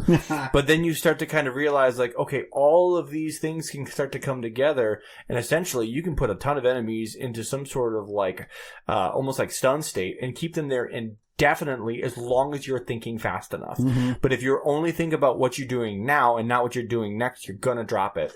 And getting to that next point where you're thinking just a step or two ahead, that was the hardest thing to get to. I think it's a strength that I didn't have to get that nuanced with the combat system, that I was able to do a couple of basic moves and get through the entire game. I don't even need all this other stuff. You're just a chump. I never got a triple S ranking in a fight. I got a couple. I had quite a few double S ranks, but I never quite got up to triple S. I never got higher. I don't think I ever got higher than an S or a double S in a boss fight. I know in a couple of minion fights I got the triple, but the boss fights, like, I'd have to research on how to do better on those, because, like, I got hit so often in a lot of those. That's the thing, you just have to be able to dropping avoid the combo. as much as you can, yeah. Which, and the game's not easy to dodge with. Yes, you can dodge, but it's not a great dodge, to be honest. Like, you can kind of get clipped at the start animation, the end, and it's not a huge amount of invincibility in between. So it was unique how the game is so aggressive that, honestly, offense is the best defense. That's how this game was specifically built. There was some times with both Nero and Dante that I would get into just like a real good rhythm of dodging stuff, and like nothing would hit me, but I'm not hitting anything either. So that was also a problem eventually. But yeah, it's a stalemate. Yeah, it's just like whoop whoop whoop. Welcome to Devil May Cry Prom. One thing that I thought was a real strength, and it's an interesting choice of words given how style is tied into this game, but this game is just oozes style. It's super stylish. It's such a slick production. Everything looks phenomenal. Like, playing it looks like a brand new game running on the best technology. Like, playing it on PS5 was a visual treat, and I just love the look. I love the story. I love the entire, like, visual package. All of the fights looked phenomenal. The effects all looked great. The set pieces were awesome. Just Character visually design, like everything is just like it drips off the game. That's maybe the best way to put it. Just the whole game has that. Game's got a lot of drip. Yeah, a lot of drip. Look at this guy. Now we're trending on TikTok. Burns, the humor in the game, strength or weakness? Did this game get you laughing? Yes. I laughed a lot. I really like the humor. My favorite bits, just because of how insanely dumb it is so right before you get to the end of a mission, because pretty much every mission ends in a boss fight. And when you get to the end of the mission, in a lot of the earlier missions, you'll have a payphone that you can use. And so I really liked that they had like unique things that the character did at each payphone that was unique to that one, which I thought added a nice little touch of characterization to the character. But then B, and this really hit me on one of the missions. You're in this like library, and there's this payphone that you use, and you're like, okay, I'm going to call the payphone. Nico's going to come and help. How is this going to work? All of a sudden, this van comes crashing through the ceiling of the library and just lands. And it's just like the dumbest thing. Hello there, sugar. I laughed so much. There's another one where it's like a volcano, right? Yeah, and there's another one where like Nero's just standing there, and then like the car's just barreling at him, and then like stops like right by him, and like in his face. Yeah, and it's just, I don't know, it's just so funny. Like, just the little things they did with that. I think Nico's character was a good addition to have, like that character that like basically provided a lot of that comedic relief or opportunity for comedic moments to come out of the other characters, which I thought was good. But yeah, overall, I really liked the use of humor. It didn't like go over the top with it. I feel like it hit at the right times and hit the right notes. Because Zany could take away from that aesthetic. Yeah. You're dealing with demons and the world's falling apart. I think if they went too far with the comedy, you would lose the feeling of the aesthetic they were creating as is. Yeah, I thought the humor was also just awesome in this game. Brian, you took issue with how the conversion van got through everything. Yeah, that was the part when I think Burns covered it well. You call from the payphone, it does not matter what is there. She's driving through it, and she will park the van. Yeah. But like looking at the size of those wheels and the ground clearance, she could probably like get through a lot of stuff. And that's a beefy van. I mean, after the intro, you just know that van can do anything. Character design, strength or weakness? I think strength. I think they made everybody different enough to at least be interesting. I may not have been like completely gripped by the story, right? I already kind of talked about that. But I didn't find anyone to be just flat out boring. I think Virgil can get that way at times. Well, because you got all these like wild, crazy out there characters, and he's like very completely subdued. Yeah, he's like a very, very like as they say, like the straight man. There's like not a lot of humor to him, and he's just like very, very focused. But he's got a lot of stuff to do, dude. I guess he's running around battling things in hell. But it's I think that everybody's got enough variability in the personality. I sometimes think Lady's kind of boring. And I don't think necessarily Trish is all that interesting. Well, because there's not much for them to do in this game. Yeah. I think a lot of, like, knowing those characters or liking those characters would come from like the other games leading into this, because they're really like they play little bits in this one. They're essentially cameos. Yeah, that's kind of the idea. But I do like, having watched through the story of a lot of the other games, like there's some moments in there where there's like things that some of those like more bit characters or cameo characters will say or do or will interplay into it that like makes a lot of sense with other things that have happened in the game or in the previous games. And I think that's really cool that they threw that in there. Now I know a lot of series will do that, but it was still really cool to see those moments. And I think is a good way to pay attention to your diehard fans that have played through all these games multiple times and have an affinity for those characters. Yeah, because they get to extract joy from secret information, and that's something we all appreciate in the game. Did you catch this Easter egg? Oh my God, did you see that thing on the shelf? You that referenced. That's when we all watched the Mario movie. Half of that movie was me looking at the background to find Easter eggs. It's just stuff that just kind of makes you feel good because you're like, hey, I'm familiar with this, I know this, and that was written for me. I like inside jokes. Can't wait to be a part of one someday. Isn't that geography? Or was that geography jokes? No, it was from that's from the Office. Office. I know it's The Office. It's when they're at the party. Yeah. Kelsey watched it on a flight on the way to Puerto Rico last week. She tapped my leg. I knew the words coming out of his mouth, even though I couldn't hear the audio. I was just like, oh man, I've watched that too much. Love it. Birds, you've dabbled with a lot of Devil May Cry things leading up to the show. Where does DMC5 come in on the approachability scale for games? Yeah, I mean, I feel like this is by far the most approachable of the Devil May Cry games. Why? Well, so it's the game's just the most modern. I think that's one big thing. Like we were talking about before, the fact that it gives you gold orbs for logging in. You tend to just have more of those as you're going through the game. There's some things with the progression. I guess I don't know if I'd rather have it. So in Devil May Cry 4, you would have your red orbs, and then you also had a different currency that you earned. That different currency is what you use to purchase your combos and everything. Okay. And then the red orbs were just used to purchase like items. But items aren't as important. I guess I can't say that because outside of the arms for Nero, but outside there really of the arms isn't for Nero, many. yeah. So I don't know. I don't know. It streamlines it though, so you don't have these two currencies that you're trying to build up. You just get a bunch of red orbs and then spend them the way that you need to. I think because you're bouncing back and forth between the characters, it gets a little tricky to try to decide what it is that you level up or who you level things up with. But I think kind of like what Tom and I did, if you just focus on the characters you like the most and that you're probably going to be choosing to play as when you have options, you're better served to do that. And then level up only the things that you think you know.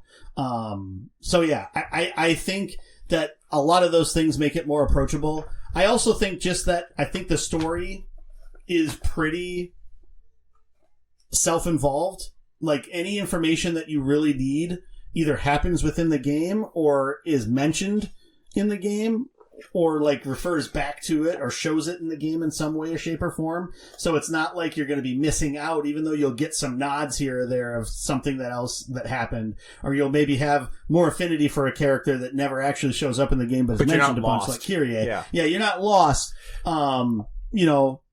You can fully understand what's going on with it and still fully enjoy the experience, I think, without having a lot of that. So that's why I would say it's more approachable than a lot of the other Devil May Cry games. Sure. So where the game mechanics may be a challenge, the game itself, like the narrative, understand the world, they make it very easy to understand where everyone's coming from. Yes. Okay. Yes. I get that. And it does tutorialize pretty well, like what you're supposed to be doing at different times. And having the void, not that I used it, but gives you that opportunity or tells you that you have that opportunity to go test things out to try to pick some of those things up. I was playing some of World and some of Devil May Cry at the same time, and I deeply appreciate how Capcom at times is not holding you by the hand, but it's much clearer about what you're supposed to be doing. Because, like, I don't want to have to go on Reddit to figure out what I'm supposed to do. That part sucks. Oh, yeah.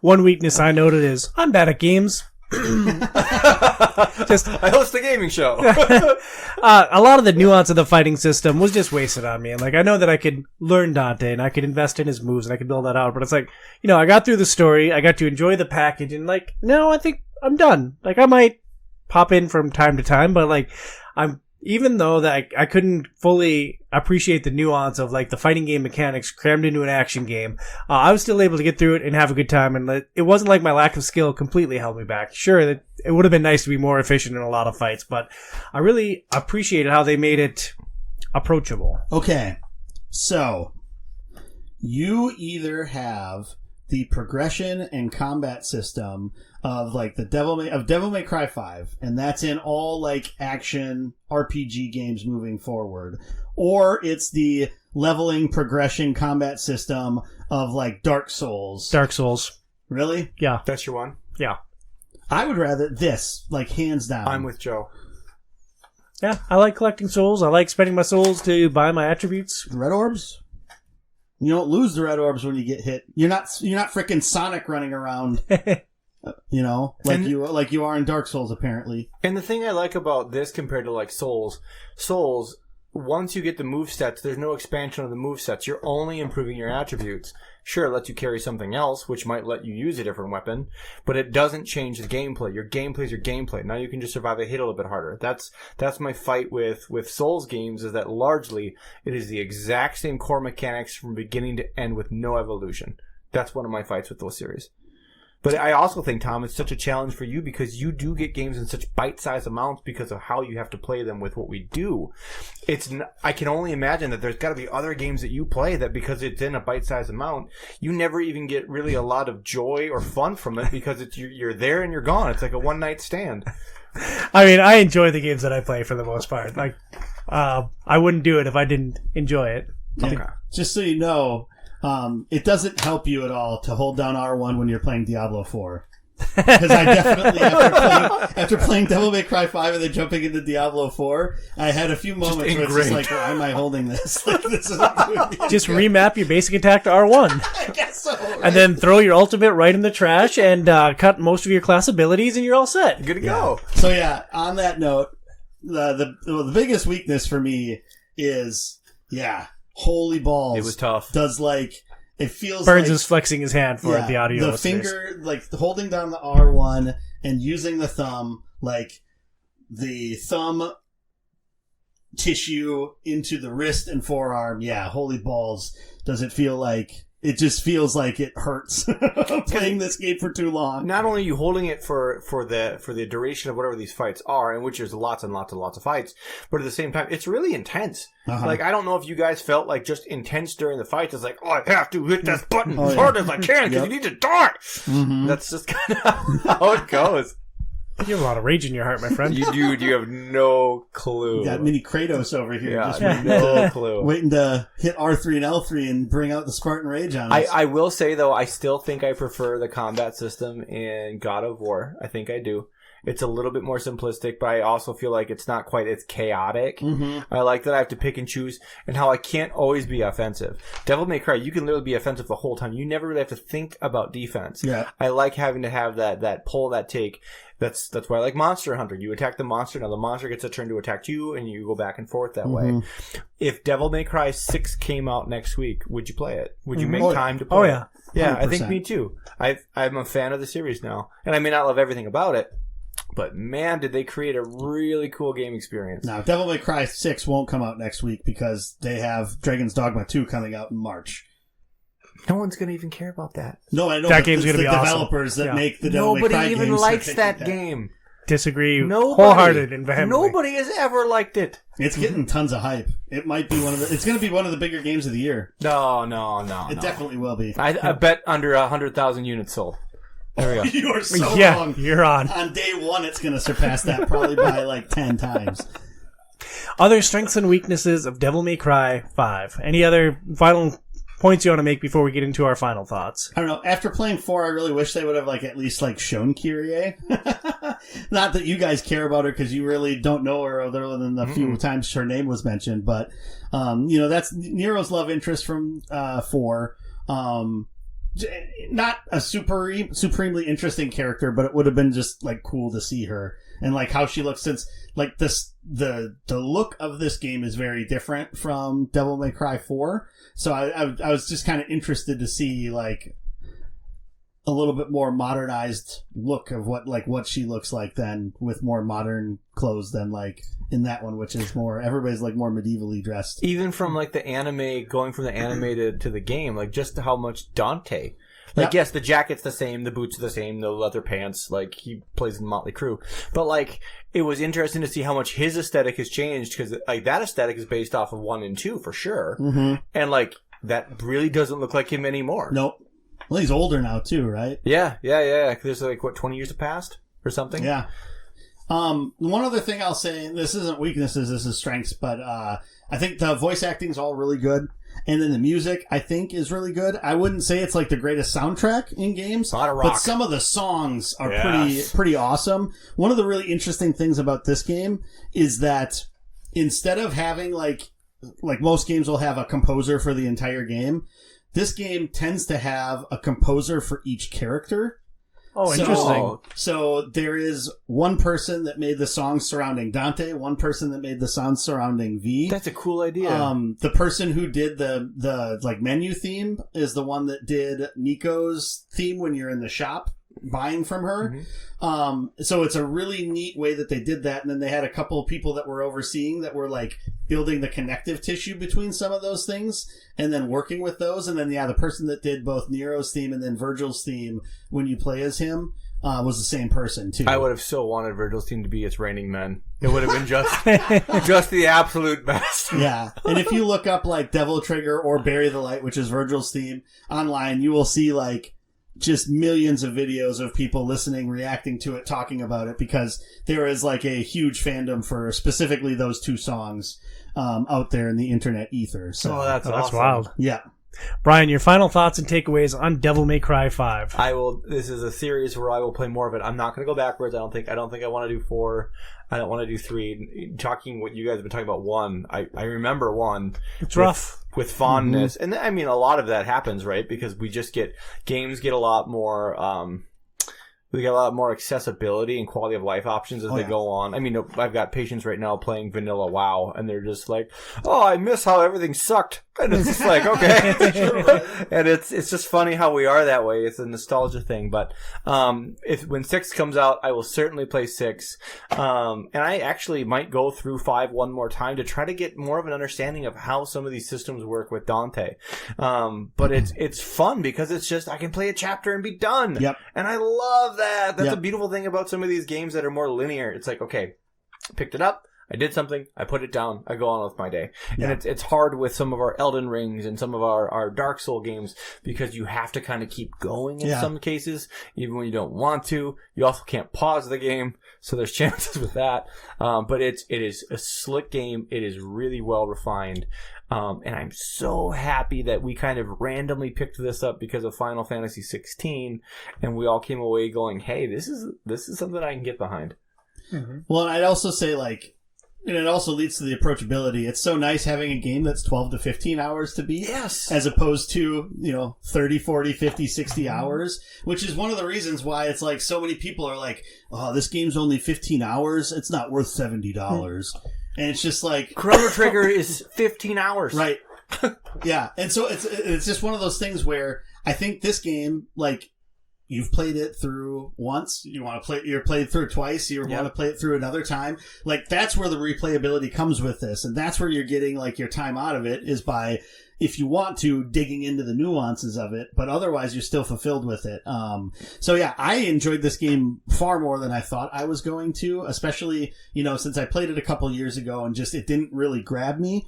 Yeah, I thoroughly enjoyed it. I really liked kind of digging into the series in general, even though I didn't play all the games. I got a lot into it. It's a cool series. Yeah, and I would say, like, Devil May Cry 5 is the favorite game I've played since God of War Ragnarok. Oh, I love that. So, yeah. The anime is coming out, or not the anime, sorry, the Netflix version. Yep. And knowing that it's also, you said, has ties to the Castlevania, that same group that helped with that, I'm very excited because they really love on their source material. Yeah. I will absolutely try that. Yeah, it's going to be super interesting to see how that is. And so, yeah, I'm really glad I played this. I'm hoping to play through some more of the games. Like, I really want to finish 4 since I'm most of the way through it.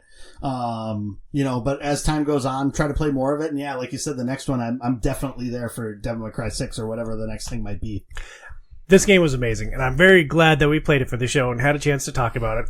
I'm not quite in the same camp as Burns. Like, I prefer Lies of P, I prefer Diablo 4, but it is right in that upper echelon of, like, PS5 games for me. Oh, I forgot about Lies of P. No, it's not. It doesn't get up there for me. It's for a game. Capcom has struggled with quality in recent years. I think that's something that's understood with the publisher. They had Monster Hunter World was kind of the start of that resurgence. The apology letter. RE2 remake, RE4 remake. Yeah. Like, a lot of games more recently, Capcom's in like this huge resurgence. Yep. And Devil May Cry was kind of at the top of that. Devil May Cry 5 was at the top of that. And this too. is Capcom at its best. Yep. This is it's so polished is the only way I can put it. Mm-hmm. They just it's just amazing they can do it. And the last thing I will say about this game, the part that's crazy and that makes me keep coming back to it, it's almost like painting, right? You can paint in monochromatic colors, you can paint in 1 or 2 colors, or you can keep learning and you can keep seeing more hues and more colors and painting something more vivid, and that's how the game goes.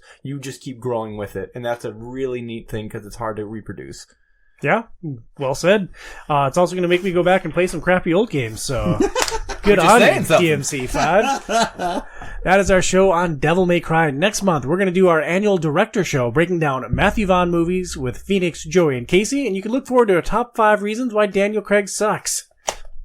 Looking at you there, Burns. Ooh. Thank you so much for listening to this episode of Outside is Overrated. Please review us on your favorite podcast platform and support our show on Patreon at patreon.com/OIO. For Brian at Not on the Internet, for Joey at HobbyBoxBurns on X, I'm Tom Sidlachik at Tom Sidlachik OIO. We'll talk to you next month. Stay inside, kids.